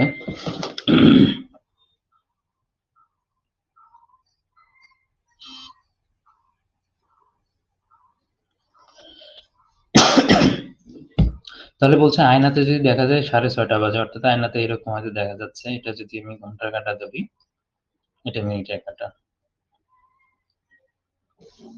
তাহলে আয়না অনুসারে দেখা যাচ্ছে 6:30 বাজে, এটা 6টা হিসেবে ধরে 6:30 বাজে। তাহলে প্রকৃতপক্ষে টাইমটা কত? আয়নাতে যদি এরকম দেখা যায়, ঠিক আছে? তাহলে আর এরকম দেখা যাওয়া মানে হলো যে এইদিকে 7টা তো থাকবে এই পাশে, তাই না? এরকম। কারণ এই পাশ দিয়ে যে 3টা, 4টা, 5টা হবে, অর্থাৎ 5:30টার মতো দেখা যাবে কিন্তু এখানে। যেহেতু 5টা আছে, 5টা পার হয়ে গেছে প্রকৃত সময়। ঠিক আছে? তাই দেখা যাবে কিন্তু। এরকম যখন দেখবেন। ঠিক আছে? এটা আয়নাতে যদি 6:30 বাজে তাহলে প্রকৃত সময় কত? তো প্রকৃত সময় বের হওয়ার আরেকটা সিস্টেম আছে, যদি এভাবে থাকে যে আয়নাতে এতটা বাজছে। ঠিক আছে? আয়নাতে এতটা বাজছে। তাহলে প্রকৃত সময়টা কত? ঠিক আছে? তাহলে এটাকে আপনি অপোজিট করে দিতে পারেন যে এখানে এদিক থেকে 3টা গেছে, এখানে আছে 6টা। তাহলে 4টা, 5টা, তাহলে 5:30 ডেফিনিটলি বুঝতে পারছেন। আবার যখন এরকম ভাবে দেওয়া থাকবে তাহলে প্রকৃত সময় বের করার সিস্টেমটাও আছে জানা। তখন 11:60 থেকে যে সংখ্যাটা দেওয়া থাকবে সেটা আপনি বিয়োগ করবেন। যেমন আয়নাতে বাজে হচ্ছে কয়টা? 6:30 বাজে। তাহলে 11:60 থেকে এটা বিয়োগ করবেন। তার মানে এটা 30 হবে আর এটা হচ্ছে 5 হবে, অর্থাৎ 5:30 বাজে তখন। ঠিক আছে? কি করবেন? যে যেটাই দেওয়া থাকুক না কেন, যে সময়টাই আয়নাতে দেওয়া থাকুক না কেন, সেখান থেকে প্রকৃত সময় বা প্রকৃত সময় দেয়া আছে ওখান থেকে আয়নার সময় অপোজিটটাই হতে পারে, অপোজিটটা হবে। প্রকৃত সময় দেওয়া আছে সেখান থেকে আয়নার সময়, আয়নার সময় দেওয়া আছে সেখান থেকে প্রকৃত সময়। যেটাই বের করেন না কেন, সেটা বের করার সিস্টেমটা হলো 11:60 থেকে আপনি মাইনাস করে দিবেন। ঠিক আছে? 11:00, তাহলে এটার আনসার কি হয়ে গেল? 5:30। এটার আনসার। তো পানিতে প্রতিবিম্ব কোনটা? এই যে পানিতে প্রতিবিম্ব, এটার কথাই বললাম। আপনি যখন উল্টা করবেন তখন এটা বুঝতে পারবেন। যেমন আমি দেখি যদি বলি এটা, হ্যাঁ, এইটা হবে অ্যান্সার। তো ওইভাবে আপনি খাতায় লিখবেন, লেখার পরে উল্টায় দেখবেন। ঠিক আছে? পানিতে প্রতিবিম্ব কিছু ব্যাপার আমি যে বললাম, এই যে এটা পানিতে প্রতিবিম্ব, যে যে জিনিসটা আপনি এখানে লিখবেন, দেখেন এই যে নিচের যে 2টা লেগ, পায়ের অংশ, পায়ের অংশটা দেখেন কাছাকাছি, আবার এই অংশটা কিন্তু দূরে। ঠিক আছে? তো এভাবে কিন্তু আমরা যদি দেখি পানিতে প্রতিবিম্বের মধ্যে কিন্তু মিল আছে কিছু জায়গায়। দেখেন এই সিটা যেমন এ বাস্তবে পানিতে প্রতিবিম্ব সেম। সিডি, তারপরে ই, তারপরে এখানে আই, তারপরে এইচ, তারপরে ও, তারপরে আছে এক্স। এগুলো কিন্তু পানিতে এবং বাস্তবে কিন্তু সেম। অর্থাৎ এখানে 5টা, 2টা, 7টা।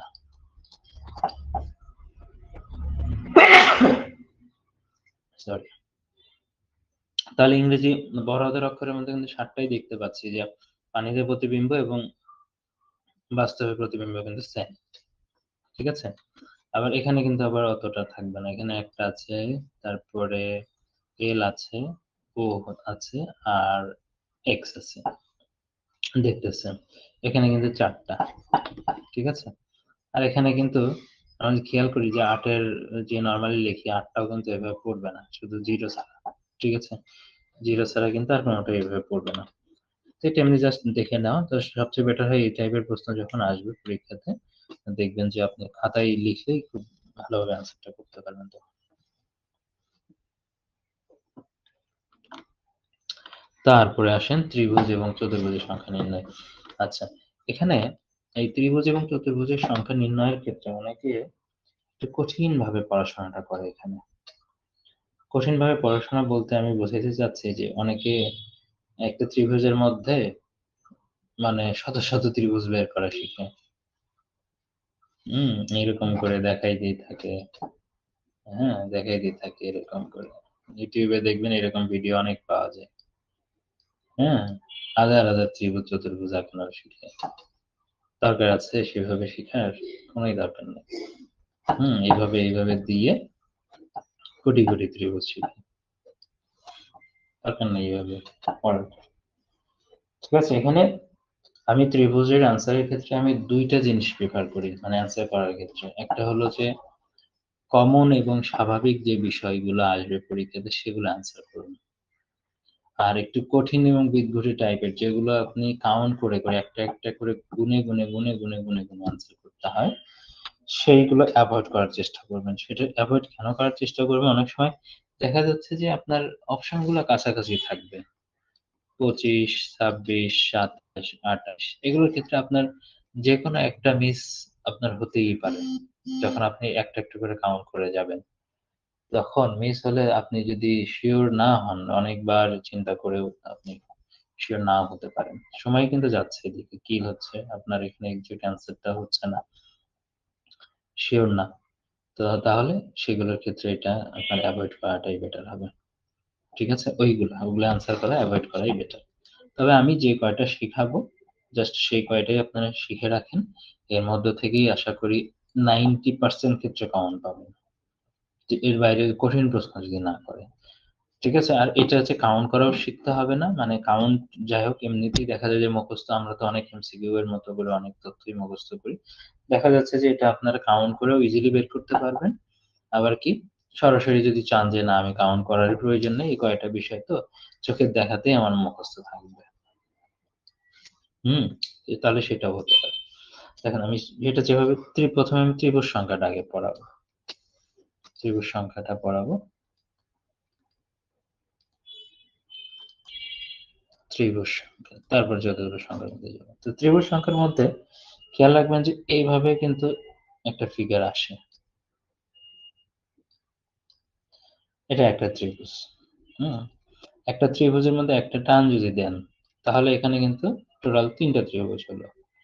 ১ টা ২ টা আর টোটালটা একটা ত্রিভুজ। তো এত ছোট কিন্তু আসে না। যে এখানে ৩ টা ত্রিভুজ আছে, এটা কিন্তু আসে না। ঠিক আছে? ১, ২ আর ওই টোটালটা মিলে একটা ছোট ত্রিভুজ। ২ টা বড়টা একটা। ঠিক আছে? এটা কিন্তু আসে না। প্রশ্ন যে এখানে যে প্যাটার্নে আসে সেটা হচ্ছে এখান থেকে যেকোনো এক পাশে দাগ দেওয়া থাকে। এই একটা, এই মিডল থেকে এই একটা। এটা একটা থাকে। খেয়াল করে দেখেন। তো যখন এইটা করা হচ্ছে তখন এখানে টোটাল ত্রিভুজ হয়ে যায় ৮ টা। দেখেন এইটা ১ টা, ২ টা, ৩ টা, ৪ টা, ৪ টা তো হচ্ছেই। তারপরে এই ২ টা মিলে হয় একটা, ৫ টা। তারপরে উপরে এই ২ টা মিলে হয় একটা, ৬ টা। উপরের এই ২ টা মিলা মানে এই পাশের ২ টা মিলা হয় একটা, ৭ টা। আর টোটালটা মিলে একটা ৮ টা। তো এভাবে আমি বলব যে এই ৮ টা তো ইজিলি কাউন্ট করতে পারলেন কোন সময় ছাড়া।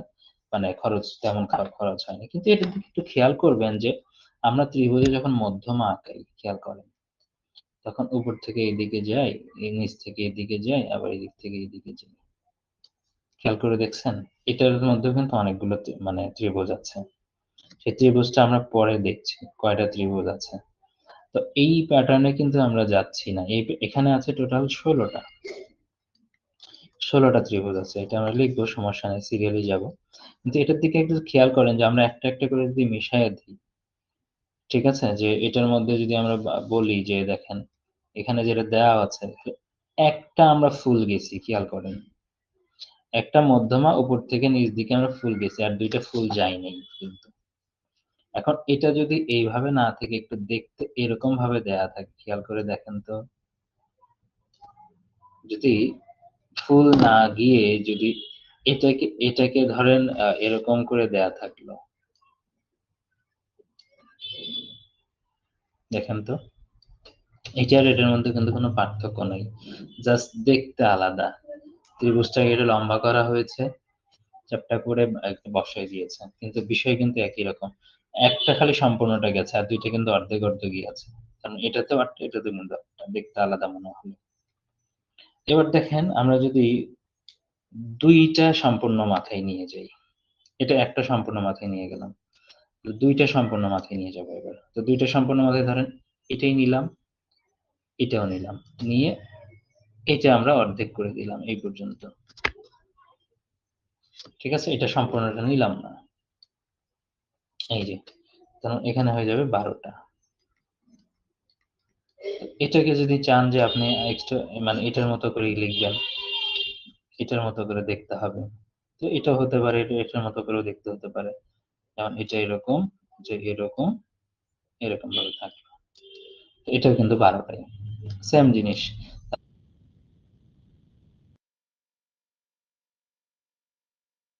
তাহলে ৮, ১২। এবার হবে কত? ১৬। ৩ টা যদি সম্পূর্ণ যায়। যেটা উপরে বললাম। ১ টা, ২ টা, ৩ টা। ৩ টাই যদি সম্পূর্ণ যায় তাহলে ১৬ টা। এটাতে দেখতে আর অন্যরকম আর কি লাগবে। এটা দেখা যাবে যে আপনি যদি এভাবে ক্রস করেও দেন, এভাবেও যদি দেন, এটা মোটামুটি সব দিক থেকে বুঝতেই পারবেন। ঠিক আছে? তার মানে এই ত্রিভুজের মধ্যমা দিয়ে যদি দেখেন যে একটা সম্পূর্ণ টাচ করে, একটা যদি সম্পূর্ণ টাচ করে তাহলে ১২ টা, ২ টা যদি সম্পূর্ণ টাচ করে তাহলে সরি, একটা যদি সম্পূর্ণ টাচ করে ৮ টা, ২ টা যদি সম্পূর্ণ টাচ করে ১২ টা, ৩ টাই যদি সম্পূর্ণ টাচ করে তাহলে ১৬ টা হবে। তাহলে ১৬ টা হবে। এটা ভালোভাবে খেয়াল রাখবেন এখানে। ঠিক আছে? তো ১৬ টার ক্ষেত্রে যখন আমরা বললাম ১৬ টা আরো একটা ফিগারের ক্ষেত্রে হয়। তো সেটা যদি একটু মনে রাখেন সেটা এর পাশেই আমরা লিখে রাখি দেখেন। এই একটা ফিগার যদি আপনার আঁকান একটা চতুর্ভুজের মতো করে ফিগার। ঠিক আছে? দিয়ে এটাকে যদি মাঝখানে এইভাবে আঁকিয়ে দেন। দিলেন, এটাও দিলেন। চতুর্পাশে যত কোণা-কানি আছে সবগুলো যোগ করে দিবেন। এই যে কোণা, আবার এই যে কোণা। কোণা-কানি শুধু যোগ করে দিলে যত কোণা-কানি আছে এটাও কিন্তু ১৬ টাই হবে এখানে। ঠিক আছে? মানে জাস্ট এটা আপনি কাউন্ট আপনি করলেও ১৬ টা পাবেন, না করলেও সমস্যা নেই। যেহেতু আপনি এটার সাথে করে পড়লেন, এটা খুব ইজিলি মনে থাকবে আশা করি। ঠিক আছে? ইজিলি মনে থাকবে। আচ্ছা, তাহলে এই কয়টা গেল। তারপরে যদি আমি এই নিচের এইগুলো যদি একটু মিশায়ে দেই, কারণ এগুলো তো দেখতে প্রায় একই রকম ছিল। ঠিক আছে? এটা একটু মিশায়ে দেই এগুলো।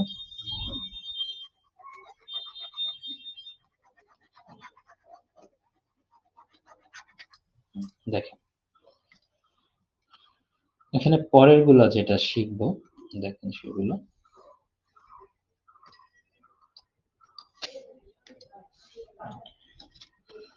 এটা একটা প্যাটার্ন গেল। এখন একটা ত্রিভুজের মধ্যে আরেকটা ত্রিভুজ যদি ঢোকে, এগুলো গেল হচ্ছে মধ্যমা দিয়ে।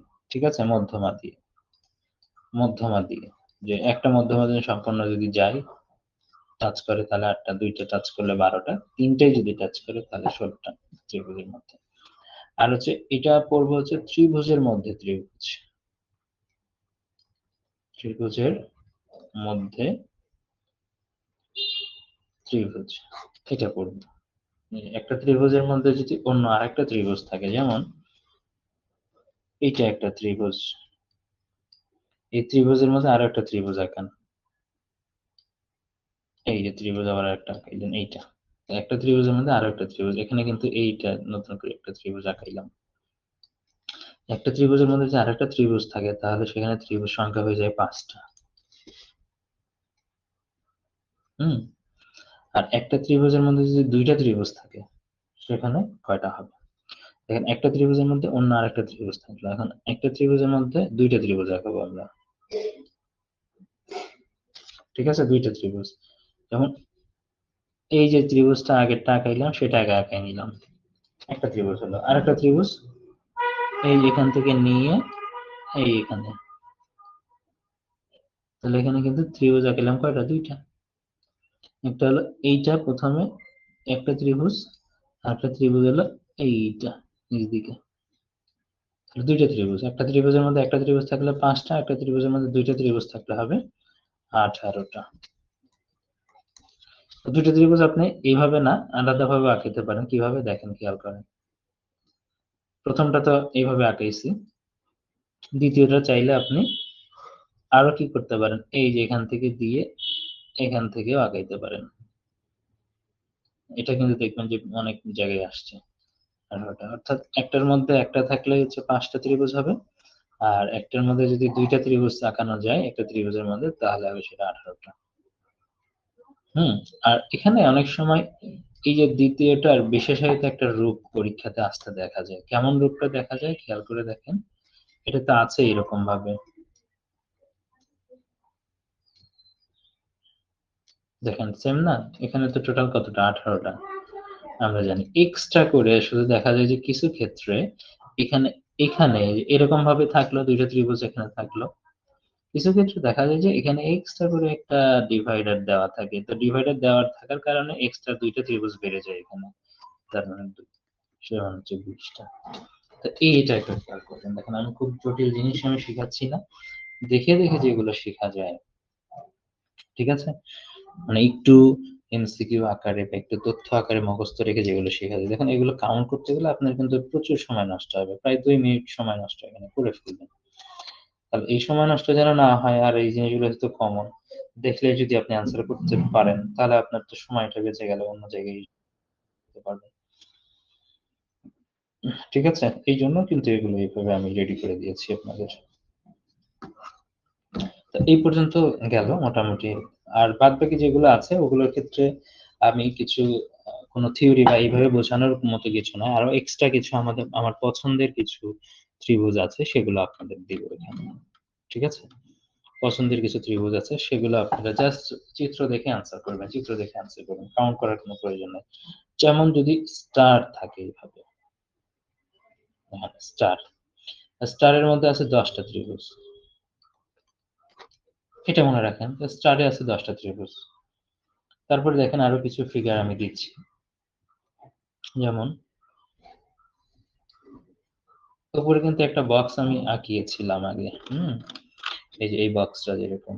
ঠিক আছে? দিয়ে এটা চতুর্পাশে কিন্তু ৪ টা ত্রিভুজ দিয়ে চতুর্কোণা কিন্তু মেরে দিয়েছিলাম, ১৬ টা ছিল।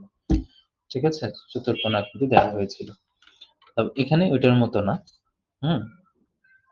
এখানে কি করব দেখেন, এটাও ওটার মতো করে ভাগ করব। দেখেন, ভাগ করে আগেরটা করছিলাম কি? এই পাশ থেকে এই পাশে, এই পাশ থেকে এই পাশে। পুরো চতুর্কোণা করছিলাম, তাই না? মানে এই পাশ থেকে এই পাশে করছিলাম, এই পাশ থেকে এই পাশে।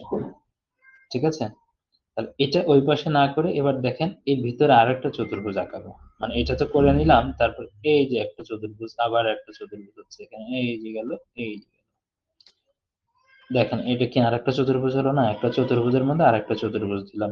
মাঝখানে শুধু এই মানে একটা ডিভাইডার দিয়েছি। এই পাশ থেকে এই পাশে, এই পাশ থেকে এই পাশে। ডিভাইডার দিয়েছি। তার মানে এখানে কিন্তু হয়ে গেল এটা ১২ টা। এর মধ্যে টোটাল ত্রিভুজ আছে ১২ টা। আর ওই যে ওইটা যেটা বললাম, যদি সেটা আপনারা এইভাবে দেন, এইভাবে দেওয়ার পরে যদি সব কোনাকানি যদি মেরে দেন, এইভাবে যদি কোনাকানি সব দিয়ে দেন তাহলে হয় ১৬ টা। ঠিক আছে? যেটা কিনা আমি আগেই বলেছি। আচ্ছা, তাহলে এটা একটা ফিগার আছে, এটা ফিগার, এগুলো কিন্তু মানে ইম্পোর্টেন্ট ফিগার আছে। এর পরের যে ফিগারটা সেটাও আমি এইভাবেই বলব যে কাউন্ট করতে যায়েন না। ২৮ টা ত্রিভুজ কাউন্ট করা খুবই মুশকিল। ঠিক আছে? এতগুলো ত্রিভুজ কাউন্ট করার কোনো প্রয়োজন নেই। পরেরটা যেটা দিব। ঠিক আছে? তো এটা খালি জাস্ট ফিগারটা মনে রাখবেন যে আসলে ফিগারটা কেমন করে আছে। ঠিক আছে? ফিগারটা কেমন করে আছে এটা যদি মনে রাখেন তাহলেই যথেষ্ট। হুম? এটা মনে রাখলেই যথেষ্ট। ফিগারটা কিভাবে আছে এটা মনে রাখবেন। এখানে দেখেন চতুর্ভুজ ছিল হচ্ছে মানে একটা বাইরে একটা ভিতরে। আর এইগুলোর চতুর্ভুজটা হচ্ছে বাইরে থাকবে। এই একটা চতুর্ভুজ, ঠিক আছে? চতুর্ভুজ এই একটা। আর একটা চতুর্ভুজ হচ্ছে এখান থেকে শুরু হবে। এই অর্ধেক থেকে।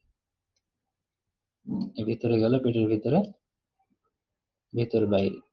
দেখেন ২ টা চতুর্ভুজ কিন্তু আঁকাইছি। এটা দেখবেন যে ২ টা চতুর্ভুজ আছে কিনা। এখন আপনি কি করতে হবে? বাদবাকি কাজ দেখেন উপরের লাইনগুলো মেরে দিলেন। মানে লাগাই দিলেন এখানে। ঠিক আছে? যত লাইন আছে সবগুলো দিয়ে দিবেন। যেমন এই পাশ থেকে এই বরাবর লাইনটা দেওয়া যাচ্ছে। অবশ্যই এখানে লেগে দিতে হবে। এই বরাবর এটা দেওয়া যাচ্ছে। তারপর মাঝ বরাবর একটা দিয়ে দিন। ঠিক আছে? এই হয়ে গেল। ঠিক আছে? কারণ এখানে আছে টোটাল ২৮ টা। এটাতেও ২৮ আছে, আবার ২ টা চতুর্ভুজ বাইরে দিয়ে ওইটাতেও ২৮ টা আছে। যেমন কোনটা খেয়াল করে দেখেন।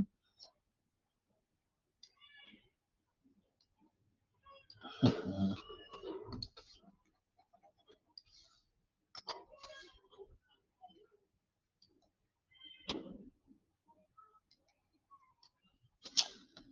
কেমন হচ্ছে যেন।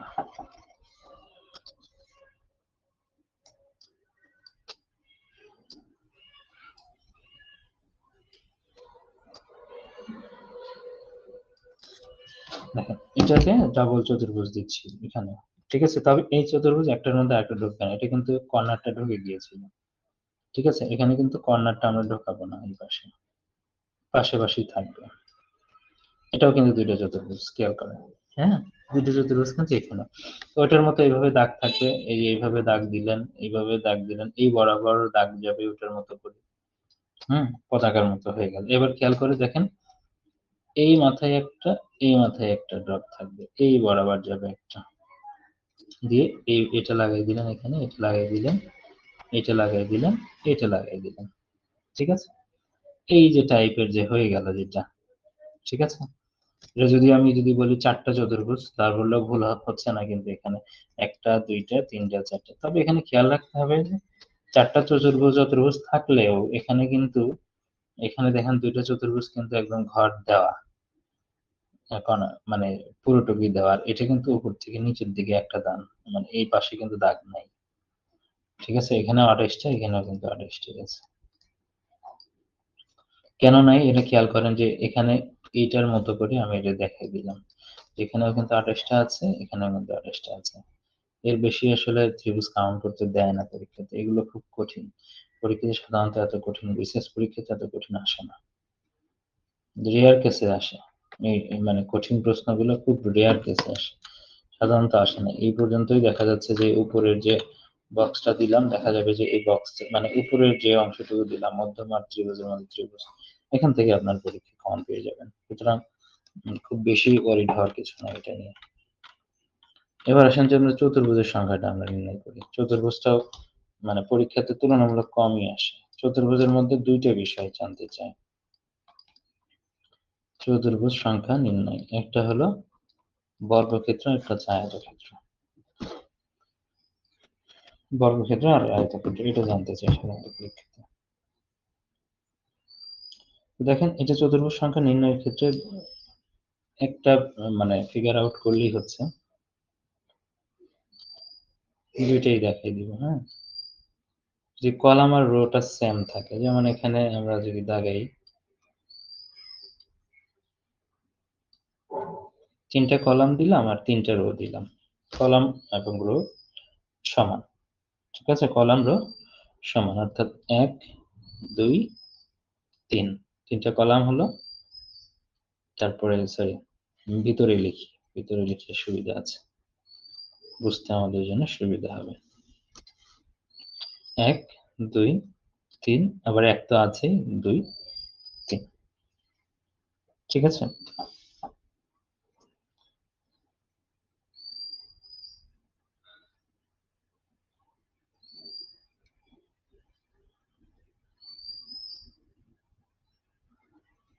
দেখেন তাহলে 3টা কলাম 3টা রো আছে, তো 3টা কলাম আর 3টা রোর ক্ষেত্রে আপনারা চতুর্ভুজ সংখ্যা যদি বলে এখানে কয়টা চতুর্ভুজ আছে, তাহলে চতুর্ভুজ সংখ্যা নির্ণয়, চতুর্ভুজ সংখ্যা কিভাবে নির্ণয় করবেন? যতগুলো কলাম আছে, যতগুলো রো আছে সব যোগ করে গুণন করে দিতে হবে। কলামের যোগফল 1 2 3, 1 2 3, কলামের যোগফল গুণন রোর যোগফল, এই যে কলামের যোগফল 1টা 2টা 3টা, এই মানে এই 3টা কলামের যোগফল করলেন, কলামের যোগফল গুণন রো 1 2 3, 1 2 3, তার মানে এখানে হলো আপনার 6, এখানে হলো 6 সমান 36, এখানে 36টা চতুর্ভুজ আছে। আর পরীক্ষায় কিন্তু ডিরেক্ট চতুর্ভুজ সাধারণত চায় না যে এখানে চতুর্ভুজ কয়টা আসে, থাকে হচ্ছে বর্গক্ষেত্র কতগুলো আছে, আয়তক্ষেত্র কতগুলো আছে। তো আমরা চতুর্ভুজ সংখ্যা বের করতে পারবো আর হচ্ছে বর্গ সংখ্যাটা বের করতে পারবো ডিরেক্ট, আর চতুর্ভুজ থেকে বর্গটা বাদ দিয়ে দিলে আমরা বাদ বাকিগুলো পাবো আয়তক্ষেত্র। এটাই সূত্র। তো বর্গটা নির্ণয় করার সিস্টেমটা কি? সবগুলো যেহেতু রো কলাম সমান আছে এখানে, রো কলাম সমান থাকলে হয় কি, রো কলাম গুলো গুণন করে দিতে হয়, অর্থাৎ 1 গুণন 1 যোগ 2 গুণন 2 যোগ 3 গুণন 3, হুম, এটা করে দিলেই হচ্ছে। তো এটা যদি আপনি করতে চান, রো কলাম সমান থাকে, দেখেন 1 গুণন 1 2 গুণন 2 3 গুণন 3, এভাবে বারবার না লিখে আপনি চাইতে পারেন যে শুধু বর্গ লিখে হচ্ছে, কারণ 2বার গুণ করা মানেই তো সেটা বর্গ। কিন্তু সমান আছে, তার মানে 1 প্লাস 4 প্লাস 9, অর্থাৎ এখানে হয়ে যাচ্ছে 14টা। তাহলে বর্গ সংখ্যা হলো 14। আর তাহলে যদি পরীক্ষায় আসে যে আয়ত সংখ্যাটা কত, এখানে আয়তক্ষেত্র কয়টা আছে, তার মানে আয়তক্ষেত্র কয়টা যদি থাকে তাহলে আপনাকে মাইনাস করতে হবে, এখানে মাইনাস করলে হবে 22টা। এটাই এভাবেই আপনাকে করতে হবে। সরাসরি আয়তক্ষেত্র আপনি আনসারটা বের করতে পারবেন না। কারণ আয়তক্ষেত্রের মধ্যে বর্গগুণটা আছে কি নাই আপনার তো মানে চোখ দিয়ে বোঝার ক্ষমতা নেই এখানে। চোখ দিয়ে বুঝতে পারবেন না এখানে। তাহলে এখানে আপনাকে আয়তক্ষেত্র যখন বের করতে বলবে তখন চতুর্ভুজ সংখ্যাটা বের করতে হবে। কিভাবে চতুর্ভুজ সংখ্যা বের করতে হয়? রো সংখ্যাগুলো যোগ, কলাম সংখ্যাগুলো যোগ, রো সংখ্যাগুলো যোগ। যোগ করে সেটাকে গুণন করতে হবে। ঠিক আছে? সেটা হচ্ছে চতুর্ভুজ দাঁড়াবে। আর বর্গ সংখ্যা বের করার মানে এখানে কয়টা বর্গ আছে, বর্গক্ষেত্র কয়টা আছে সেটা বের করার সিস্টেমটা হচ্ছে যে নাম্বার রো কলাম যদি সমান থাকে তাহলে সেটাকে স্কয়ার করে দিতে হবে। মূল বিষয় হলো এইটা। ঠিক আছে? রোর সাথে কলামটা গুণন করতে হয়। একটা রো একটা কলাম, একটা রো একটা কলাম, একটা রো একটা কলাম এইভাবে করতে হয়। এখন যদি এই রো কলাম সংখ্যা যদি সমান না হয় তখন কি করবেন? তখন হিসাবটা কিভাবে করবেন? একই বিষয় হিসাবটা দেখেন তাহলে জাস্ট দেখাই দিই আমি। যদি এখানে কলাম ৪ টা থাকে, রো ফর এক্সাম্পল ৩ টা থাকলো। ঠিক আছে? যে ১, ২, ৩, ৪ এখানে ১, ২, ৩ ৩ টে। তাহলে এখানে চতুর্ভুজ সংখ্যাটা সেম ভাবেই আপনারা করবেন। রো আছে কয়টা? কলাম আছে কয়টা? ৪ টা। এইভাবে ৪ টা লিখবেন ১, ২, ৩, ৪ ইনটু দিবেন ১, ২, ৩ তাই তো? এখানে তো ৪ টা নাই। তাহলে উপরেরটা কি হলো? উপরেরটা হলো ১০ প্রথমটা ১০ গুণন ৬ তাহলে ৬০। তাহলে বর্গ সংখ্যা কিভাবে নির্ণয় করবেন? বর্গক্ষেত্র সংখ্যা। এটার ক্ষেত্রে আমি বলছিলাম যে 1 গুণন 1, 2 গুণন 2, 3 গুণন 2 ঠিক আছে? এটা শেষ দিক থেকে আসতে হবে। দেখেন এই যে 4 আছে, এখানে 3 আছে, তাই না? এটার সাথে এটা দেখেন 4 গুণন 3 যোগ এই যে যোগটা যে থাকে। তারপরে হচ্ছে 3 গুণন 2 শেষ দিক থেকে 3 গুণন 2 যোগ আবার 2 গুণন 1 2 গুণন 1 এরপরে তার নাই। এরপরে আর নাই। শেষ হয়ে গেছে সব দেখেন। সব শেষ। আগেরটা 1 পর্যন্ত এসে শেষ করে দিতে হবে। তার মানে ৩ ছয় ১২ ৩ দুগুণে ৬ ২ একে ২ তাহলে এখানে টোটাল হলো ২০ টা, তাই না? ১৮ আর ২ এ টোটাল ২০। তার মানে এখানে চতুর্ভুজ সংখ্যা কতগুলো? তাহলে আয়তক্ষেত্র তাহলে কতগুলো? আয়তক্ষেত্র আছে হলো ৪০ টা। বিয়োগ করে দিলে আয়তক্ষেত্রটা পেয়ে যাবে। তাহলে রো কলাম যদি সমান না হয় তখন করতে হবে এইভাবে করতে হবে। যদি বর্গক্ষেত্র সংখ্যাটা বের করার সিস্টেমটা হলো শেষ দিক থেকে চিন্তাটা করতে হবে। কারণ নাম্বার যেটা করলেন যেহেতু এটার মতো যে কাউন্ট করছি দেখেন এটাও কিন্তু সেইভাবেই আমরা গুণনটা করছি। এই যে 3 গুণন 3 এই যে 3 একসাথে লিখছি 3 স্কয়ার। এই 2 গুণন 2 আবার 1 গুণন 1 1 আছে একটার সাথে স্কয়ার করতে হবে। আর বর্গের সাথে যখন আমরা এটার ক্ষেত্রে রো কলাম যখন মিলবে না তখন এরকম ভাবে 4 3 এটা মিললো, এটার সাথে এটা মিললো। ঠিক আছে? আর ঘর এটার জন্য এক্সট্রা আর ঘর নাই। এটার সাথে এটা নিয়েই ফেলছেন। এই ৩ টা ঘর মিলে গেছে এখানটাতে। তাহলে এখানে 2 গুণন 1 মানে সর্বোচ্চ আপনি সর্বনিম্ন 1 এর নিচে আসতে পারবেন। কারণ দেখেন এটা যদি আপনি আবার 1 দেন, 1 এর পরে আবার 0 দিলে কিন্তু হিসাব কিন্তু সেমই হচ্ছে। যদি আপনি এটার জন্য আপনি নিতে চান 0 যদি এখানে কোনো ঘর নাই আপনি 0 নিলেন। তাহলে প্লাস দিয়ে যদি 1 গুণন 0 দেন সেমই হয়। সুতরাং এই হিসাবটা আর করতে হয় না এখানে। তাহলে দেখেন এখানে এইভাবে আপনার হচ্ছে চতুর্ভুজ সংখ্যা এবং বর্গক্ষেত্র সংখ্যাটা এইভাবে নির্ণয় করবেন। এখানে আপনার ওই এমসিকিউ বইটাতে যতগুলা বর্গ সংখ্যা আছে এই টাইপের, যতগুলা আয়তক্ষেত্র সংখ্যা আছে এই টাইপের গুলো সবগুলো এটা দিয়ে সূত্র দিয়ে হয়ে যাবে। ওখান থেকে সবগুলো এভাবে প্র্যাকটিস করবেন। ঠিক আছে? ত্রিভুজ সংখ্যা বলেন, হ্যাঁ? যেগুলো দেখে দিয়েছে। মানে ত্রিভুজ সংখ্যা, চতুর্ভুজ সংখ্যার ক্ষেত্রে জটিল কোনো কিছু শিখতে যাবেন না। ঠিক আছে? জটিল কোনো কিছু শিখতে যাবেন না। পরীক্ষার হলে সময়ের অভাবে সেগুলো করতেই পারবেন না। সুতরাং ওইভাবে কাউন্ট করে জটিল কিছু শেখার দরকার নেই। আমি যেগুলো দেখাই দিলাম এগুলো দিয়েই আপনার প্রিলি রিটেন সুন্দরভাবে পার হয়ে যাবে। ঠিক আছে? ওরিড হওয়ার কিছু নাই। এটা বেস পড়া ধরে রাখেন। বাদবাকি এটা আপনি এমসিকিউ প্র্যাকটিস করেন। নিজের ব্রেইনটাকে একটু কাজে লাগান আর কিছু না। এবার আসেন যে দিক নির্ণয়। দিক নির্ণয়ের ক্ষেত্রে কিন্তু এটা এখান থেকে কিন্তু এটা 100% ইম্পর্টেন্ট। এখানে যেকোনোভাবে প্রশ্ন হতে পারে। দিক নির্ণয় হচ্ছে যে আপনার চাকা ঘুরে কোন দিকে ঘুরছে, ডান দিকে ঘুরবে না বাম দিকে ঘড়ির কাঁটার বিপরীতে ঘুরবে না ঘড়ির কাঁটার দিকে ঘুরবে। এইভাবে একটা দিক আছে। আবার আরেকটা দিক আসে সেটা হচ্ছে মানুষের ক্ষেত্রে। মানুষ হচ্ছে যে পূর্ব দিকে বের হলো, মানে পূর্ব দিক মুখ করে হাঁটতে বের হলো, তারপর ডানে গেল, বামে গেল, হ্যাঁ, আবার ডানে গেল, এখন তার চেহারা কোন দিকে আছে? এর মধ্যে কোনো ক্যালকুলেশন নাই, ম্যাথ নাই। ঠিক আছে, খালি দিকটা চাইলো। আবার চাইতে পারে কি, পূর্ব দিকে হেঁটে 10 মিটার গেল, পশ্চিম দিকে আবার হচ্ছে সেখান থেকে ডান দিকে হেঁটে 5 মিটার গেল, আবার সেখান থেকে বাম দিকে হেঁটে 6 মিটার, মানে 10 মিটার গেল। তার এখন অবস্থান শুরু থেকে কত দূরে?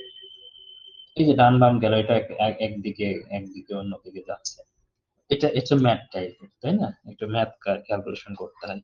এই জন্য আমি দিক নির্ণয়ের ক্ষেত্রে আমি এটা ডিজাইনটা এভাবে করেছি, চাকা এবং ম্যাথ।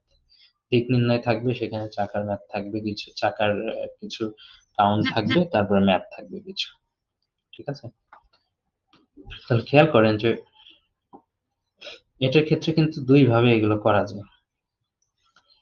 কতগুলা চাকা আছে আর কি এখানে, হ্যাঁ? একটা, দুইটা, তিনটা, চারটা, পাঁচটা। তাহলে এক্স আর ওয়াই এর কথা বলছে এখানে। এক্স যদি ঘড়ির কাঁটার দিকে ঘোরে, ঘড়ির কাঁটার দিকে মানে হচ্ছে এই দিকে, এই যে, এই যে, তাই না? উপর থেকে নিচ দিকে ঘড়ির কাঁটার দিকে, আর ঘড়ির কাঁটার বিপরীত হচ্ছে এইটা। তো এটার ক্ষেত্রে কি করবেন দেখেন, আপনি প্র্যাকটিক্যালি শিখতে পারেন এটা। ঘড়ির কাঁটার সাথে সাথে আপনি যাবেন। আপনি ওই কোনো ধরনের থিওরি মুখস্থ করবেন না এখানে। তাহলে কি হতে পারে? এটা তো এইদিকে ঘুরছে, ঘড়ির কাঁটার দিকে। এই দিকে যখন ঘুরতে যাবে স্ট্রোক গুলা, তার মানে এটা এই দিকে আসতেছে, এটাকে এই দিকে সরাই দিচ্ছে। এইগুলা তখন এইদিকে যাওয়া শুরু করবে। তো এটা যদি এইদিকে যাওয়া শুরু করে, তার মানে এই মাথাটাকে এইদিকে সরাই দিচ্ছে। আবার এই মাথাটা যদি এইদিকে যায়, তাহলে এই মাথাগুলোকে এইদিকে সরাই দিচ্ছে।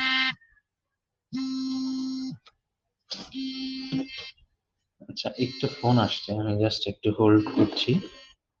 হুম।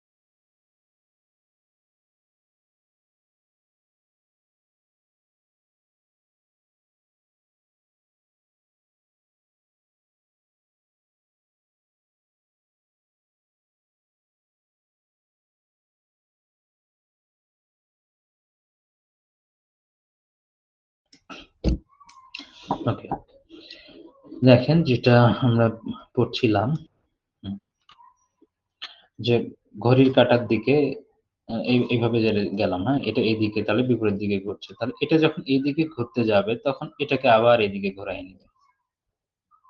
তাই না? ব্যাপারটা এরকম ভাবে যাবে। তাহলে এখানে ডিরেকশনটা আপনি পেয়ে গেলেন। ঘড়ির কাঁটার দিকেই কিন্তু। এটা এইদিকে যাওয়া মানে ঘড়ির কাঁটার দিকে। অর্থাৎ এটা আপনি এখন উল্টা রুলেও যেতে পারেন। যখন এইভাবে যাবে, এইরকম সিকোয়েন্স অনুযায়ী যাবে যখন, তখন হচ্ছে কি মানে অপোজিট মানে নাম্বার গুলো অর্থাৎ দেখেন এটা হচ্ছে ১, তারপর এটা ৩, এটা হলো ৫। এটা যদি চিন্তা করেন তাহলে ১, ২, ৩, ৪, ৫। এটা যেহেতু ঘড়ির কাঁটার দিকে, অপোজিট গুলো ঘড়ির কাঁটার দিকেই মানে বিজোড় গুলো এখন ঘড়ির কাঁটার দিকেই হবে। তারপরে ২ আর ৪ টা কিন্তু ঘড়ির কাঁটার বিপরীতে ঘুরবে। এইভাবে দেখলে বুঝতে পারবেন। আর এখানে একটা জিনিস বলছে ঘড়ির কাঁটার দিকে তো এটাও আছে আবার এটাও আছে। কিন্তু একটা বলছে একই গতিতে আরেকটা বলছে ধীর গতিতে।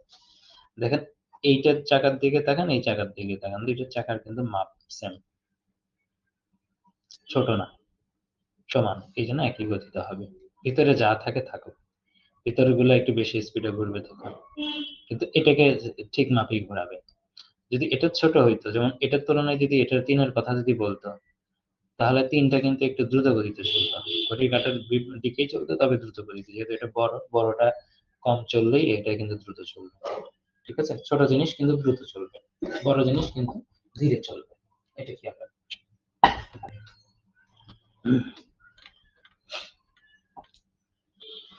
তারপর আসেন যে এখানে, এখানে একটু আলাদা যে সবগুলো চাকা যদি ঘূর্ণায়মান থাকে তাহলে ছোট চাকাটি কোন দিকে ঘুরবে? এই যে ছোট চাকাটা। এখানে একটু জটিল মনে হচ্ছে। সবগুলো চাকা যদি ঘূর্ণায়মান থাকে, একটার কিন্তু ঘূর্ণায়নের দিকটা দেখাই দিচ্ছে। এটার কিন্তু ঘূর্ণায়নের দিকটা দেখাই দিচ্ছে। এবার একটু খেয়াল করতে হবে যে এটার মধ্যে কিন্তু এই যখন ফিতাগুলো দেয়া থাকে, একটা ফিতা দেয়া থাকে এরকম ভাবে। আবার কিছু ফিতা কিন্তু নরমালি দেয়া থাকে এরকম করে। তো এইভাবে যে ফিতাটা যেভাবে দেয়া থাকে, তো ২ পাশে কিন্তু সেম ডিরেকশন এই ঘুরে। এটা এইভাবে ঘুরলে ঘড়ির কাঁটার দিকে ঘুরলে এটাও কিন্তু ঘড়ির কাঁটার দিকেই ঘুরবে। আর এটা কিন্তু তা হয় না। এটা ঘড়ির কাঁটার দিকে ঘুরলে এটা কিন্তু ঘুরবে ঘড়ির কাঁটার বিপরীতে। এটা খেয়াল করতে হবে। যেটার মাঝখানে প্যাচ থাকে, ঠিক আছে? যেটা প্যাচ থাকে তাহলে ২ পাশে কিন্তু বিপরীত ডিরেকশনে ঘুরবে। একটা ঘড়ির কাঁটার দিকে ঘুরলে আরেকটা বিপরীতে ঘুরবে। আর যেটার প্যাচ থাকবে না মাঝখানে, সেটা যে পাশে ঘুরবে ওটা ওই পাশেই ঘুরবে। এটা খালি খেয়াল রাখবেন। তাহলে সবগুলো চাকা ঘূর্ণায়মান থাকবে। এখানে সবগুলো চাকার মধ্যে কোনটার কথা বলা হচ্ছে? এই যে এটা কিন্তু ঘূর্ণনের দিক দেখাই দিয়েছে ঘড়ির কাঁটার বিপরীতে। তার মানে এটা ঘড়ির কাঁটার বিপরীতে ঘোরা মানে কি? এটা যখন এইদিকে ঘুরছে, এটা এইদিকে ঘুরছে তার মানে এটাকে এদিকে ঘোরাবে। আল্টিমেটলি জানেন এটা ঘড়ির কাঁটার বিপরীতে ঘুরছে, মাঝখানে প্যাঁচ আছে মানে হচ্ছে এটা ঘড়ির কাঁটার দিকে ঘুরবে। তো এটা ঘড়ির কাঁটার দিকে ঘোরা মানে কি? এটা এইদিকে যাচ্ছে। তার মানে ডেফিনিটলি এটা ঘড়ির কাঁটার দিকে ঘোরা এর বিপরীত এর সাথে যেটা আছে এদিকে ঘুরতেছে তার মানে এটাকে এইদিকে নিয়ে যাচ্ছে। তার মানে এটা বিপরীত দিকে ঘুরবে। আর তো যাওয়া লাগছে না। ছোট চাকা আছে এদিকে আর যাওয়া লাগছে না আমাদের। তার মানে এটা ঘড়ির কাঁটার বিপরীতে ঘুরবে আর যেহেতু বড়, বড়টার তুলনায় ছোট অবশ্যই এটা দ্রুত ঘুরবে। অর্থাৎ ঘড়ির কাঁটার বিপরীত দিকে ঘুরবে এবং দ্রুত গতিতে ঘুরবে। ঠিক আছে? এটা ঘড়ির কাঁটা আরেকটা আমি এদিকে যদি যাই একটু ঘড়ির কাঁটার বিপরীতে যাচ্ছে, তার মানে এটা আবার ঘড়ির কাঁটার দিকে যাবে। আর এটা ঘড়ির কাঁটার দিকে যাওয়া মানে এটা যদি সেম ডিরেকশন এ আছে, ঠিক আছে? সেম ডিরেকশন এ যেহেতু আছে, তার মানে এটা যখন ঘুরবে এটা ঘড়ির কাঁটার দিকেই ঘুরবে এইভাবে। ঠিক আছে? এর মাঝখানে তো প্যাচ নাই কোনো। ঠিক আছে? তাহলে এই বিষয়টা খেয়াল করবেন।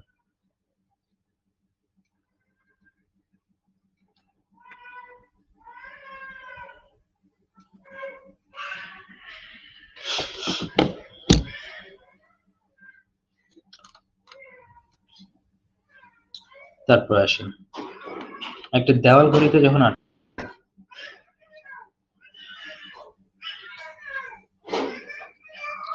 একটা দেওয়াল ঘড়িতে যখন ৮টা বাজে, তখন মিনিটের কাঁটা উত্তর দিকে থাকে, তখন ঘন্টার কাঁটা কোন দিকে থাকবে? এটা আমি এই যে যখন ম্যাপ পড়িয়েছিলাম, ম্যাপ পড়ানোর সময় কিন্তু কিছু বিষয় আমি বলে দিয়েছিলাম। যে আপনি হচ্ছে উত্তর, দক্ষিণ, পূর্ব, পশ্চিম কোনটা কোন দিকে ভাববেন। ঠিক আছে? উপর দিকে উত্তর, নিচের দিকে দক্ষিণ। আর তারপর এই পাশে পশ্চিম, এটা উত্তর, এটা দক্ষিণ। এটা পূর্ব, এটা হচ্ছে পশ্চিম। যেহেতু ঘড়ির কাঁটা এখন পড়ছেন, তাহলে দেখেন এটা ঘড়ির কাঁটা যেহেতু আছে ৮টা বাজে, এখানে ঘড়িতে ৮টা বাজান, তাহলে এখানে ৯টা তো এটা বুঝতে পারছেন, এটা ৬টা, তার মানে এখানে যদি ৮টা বাজান, ঘন্টার কাঁটা এটা। আর এটা হচ্ছে ৮টা বাজলো মানে হচ্ছে এটা মিনিটের কাঁটা বরাবর। ঠিক আছে? তাহলে এই ক্ষেত্রে যদি খেয়াল করেন যে মিনিটের কাঁটা বলছে উত্তর দিকে, এই যে মিনিটের কাঁটা ডেফিনেটলি উত্তর দিকেই আছে, খেয়াল করে দেখছেন? হ্যাঁ, উত্তর দিকেই কিন্তু আছে। তার মানে ঘন্টার কাঁটা কোন দিকে হবে? এই যে এদিকে পশ্চিম, এটা দক্ষিণ, তার মানে দক্ষিণ পশ্চিমে। দক্ষিণ পশ্চিম কোন দিকে আছে? এই যে দক্ষিণ পশ্চিম। ঘন্টার কাঁটা কোন দিকে থাকবে? দক্ষিণ পশ্চিম দিকে থাকবে।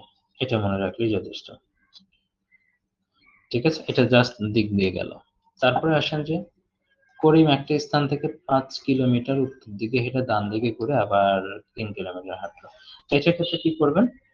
একটা স্থান, যে স্থানই হোক না কেন, সেখান থেকে ৫ কিলোমিটার উত্তর দিকে, উত্তর আমরা উপর দিকে ধরলাম না, আমরা উপর দিকেই যাব। ধরেন এখান থেকে উপর দিকে গেলাম, গিয়ে এখানে ৫ কিলোমিটার দিলাম, উত্তর দিকে হেঁটে ডান দিকে, ডান দিকে এইদিকে এটা ৩ কিলোমিটার হাঁটলো। তারপর বামে ঘুরে আরো ৪ কিলোমিটার বাম, এখান থেকে কিন্তু তার বাম হচ্ছে আবার এইদিকে, ৪ কিলো হাঁটলো।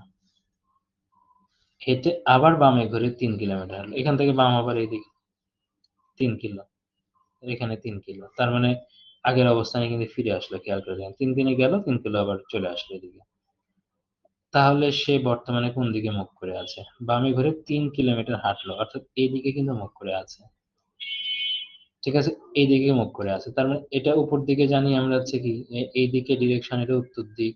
এইদিকে যখন যায় এটা হচ্ছে পূর্ব দিক, আবার উপর দিকে যখন যায় সেটা উত্তর দিক, আবার যখন বাম দিকে আসে সেটা হয় পশ্চিম দিক। হ্যাঁ, তাই না? বাম দিকে যখন আসে তখন পশ্চিম দিক হয়। এরকম এই দিকে এটা পশ্চিম দিক, এটা পূর্ব দিক, এটা উত্তর দিক, এটা দক্ষিণ দিক, মানে দিক দেখে আপনি যদি চিন্তাটা করেন, তাহলে এখানে কিন্তু কোনো ক্যালকুলেশনটা চায় নাই, শুধু দিক চাইছে, কত কিলোমিটার গেল এটা দেখার বিষয় নাই, শুধু দিকটা চেয়েছে, তার মানে এখানে পশ্চিম দিক অ্যান্সার। ঠিক আছে? এখানে কিন্তু দিকটা চেয়েছে, অন্য কোনো কিছু এখানে আসবে না, যেহেতু এখানে দিক চেয়েছে। যদি ক্যালকুলেশন চাইতো তাহলে আপনি ক্যালকুলেশনটা করে দিতেন। পরেরটা দেখেন ক্যালকুলেশনটা চেয়েছে।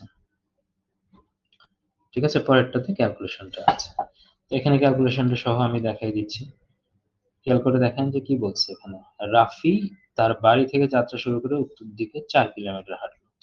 তাহলে উত্তর দিকে আগে ৪ কিলোমিটার হাঁটাই, উপর দিকে ৪ কিলোমিটার। তারপরে সে পশ্চিম দিকে ৬ কিলোমিটার হাঁটলো। পশ্চিম দিক তো এইদিকে,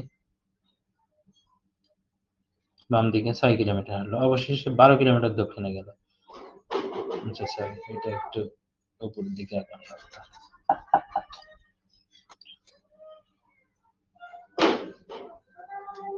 তাহলে উত্তর দিকে হাঁটলো কয় কিলোমিটার? ৪ কিলোমিটার। তারপর পশ্চিম দিকে হাঁটলো কয় কিলোমিটার? ৬ কিলোমিটার। অবশেষে সে দক্ষিণ দিকে, দক্ষিণ মানে নিচ দিকে, ১২ কিলোমিটার গেল। সে এখন বাড়ি থেকে কত দূরে রয়েছে? তো বাড়ি তো তার ছিল এখানে, অর্থাৎ এখান থেকে এখানের ডিরেকশনটা জানতে চেয়েছে, মানে এখানে কিলোমিটার জানতে চেয়েছে, তাই না? এখান থেকে এখানের কিলোমিটারটা জানতে চেয়েছেন। খেয়াল করে দেখেন, এখান থেকে এখানে রেঞ্জ বের করবে। এটা করার জন্য আমাকে একটু ম্যাথের ট্রিক্সটাকে খাটতে হবে, যে এই বরাবর যদি আমি আঁকায় ফেলি, তার মানে এখানে ৪ কিলো ছিল, কারণ এই জায়গাটুকু যদি কাটলাম এটাও কিন্তু ৪ হলো।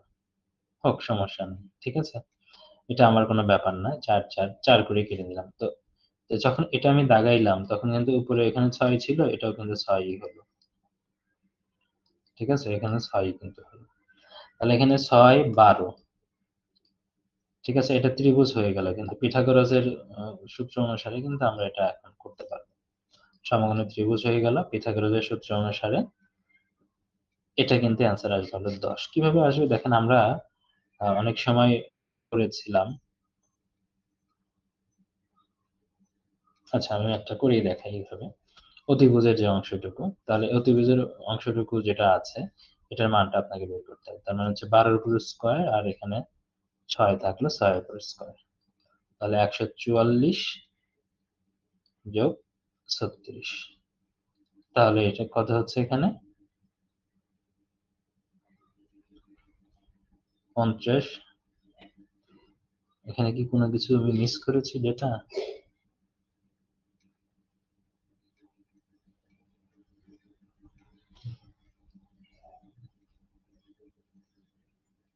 এটা মেবি 8 কিলোমিটার হওয়ার কথা। না না, 8 কিলোমিটার এখানে আসার তো প্রয়োজন নাই।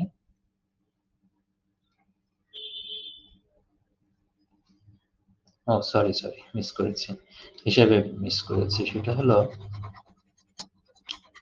দেখেন কোথায় মিস করেছি হিসাবটা আমি বলি। এখানে 4 কিলো গেল, তার মানে এই 12টা থেকে 4 কিলোটা বাদ দিতে হচ্ছে আমাকে। ঠিক আছে, তার মানে এখানে এখন থাকলো হচ্ছে 8 কিলো। এই 8 কিলো থাকলো। ঠিক আছে, এটা দুই ভাবে করা যায়। অনেক সময় যে আমরা পড়ছিলাম না যে 3, 4, 5 ত্রিভুজের ক্ষেত্রে, খেয়াল করে দেখেন, তার মানে এটা কিন্তু ডাবল আছে। দেখেন 3 এর ডাবল 6, 4 এর ডাবল 8, তাহলে 5 এর ডাবল হবে 10। সেই চিন্তা করে হয়েছে এখানে, যখন আমরা ত্রিভুজটা আমরা করতাম এইভাবে, এটা যদি 3 হয়, এটা 4 হলে ত্রিভুজ হয় 5 করেছিলাম না। তার মানে এখানে যেহেতু ডাবল ডাবল আছে 6, 8, তাহলে 10 হবে এখানে 5 এর জায়গায়। তো এটাকে আপনি যদি ক্যালকুলেশন করেন, তারপরে হচ্ছে 8 এর উপর স্কয়ার, 6 এর উপর স্কয়ার, 28 টা 64 প্লাস 6 6 36 সমান হলো 100। 100 কে যদি রুট করে দেন তাহলে 10 পেয়ে যাচ্ছে। তো এইভাবে কিন্তু কিছু ম্যাথ আমাদের করতে হয়। তো এইভাবে আপনারা হচ্ছে পরেরটা করবেন। ঠিক আছে, পরেরটা করবেন সেম ভাবেই করা আছে এখানে। ঠিক আছে, সেম ভাবেই করা আছে। এটা না পারলে আমাকে জানাবেন অবশ্যই। এটা হোমওয়ার্ক থাকলো আপনাদের।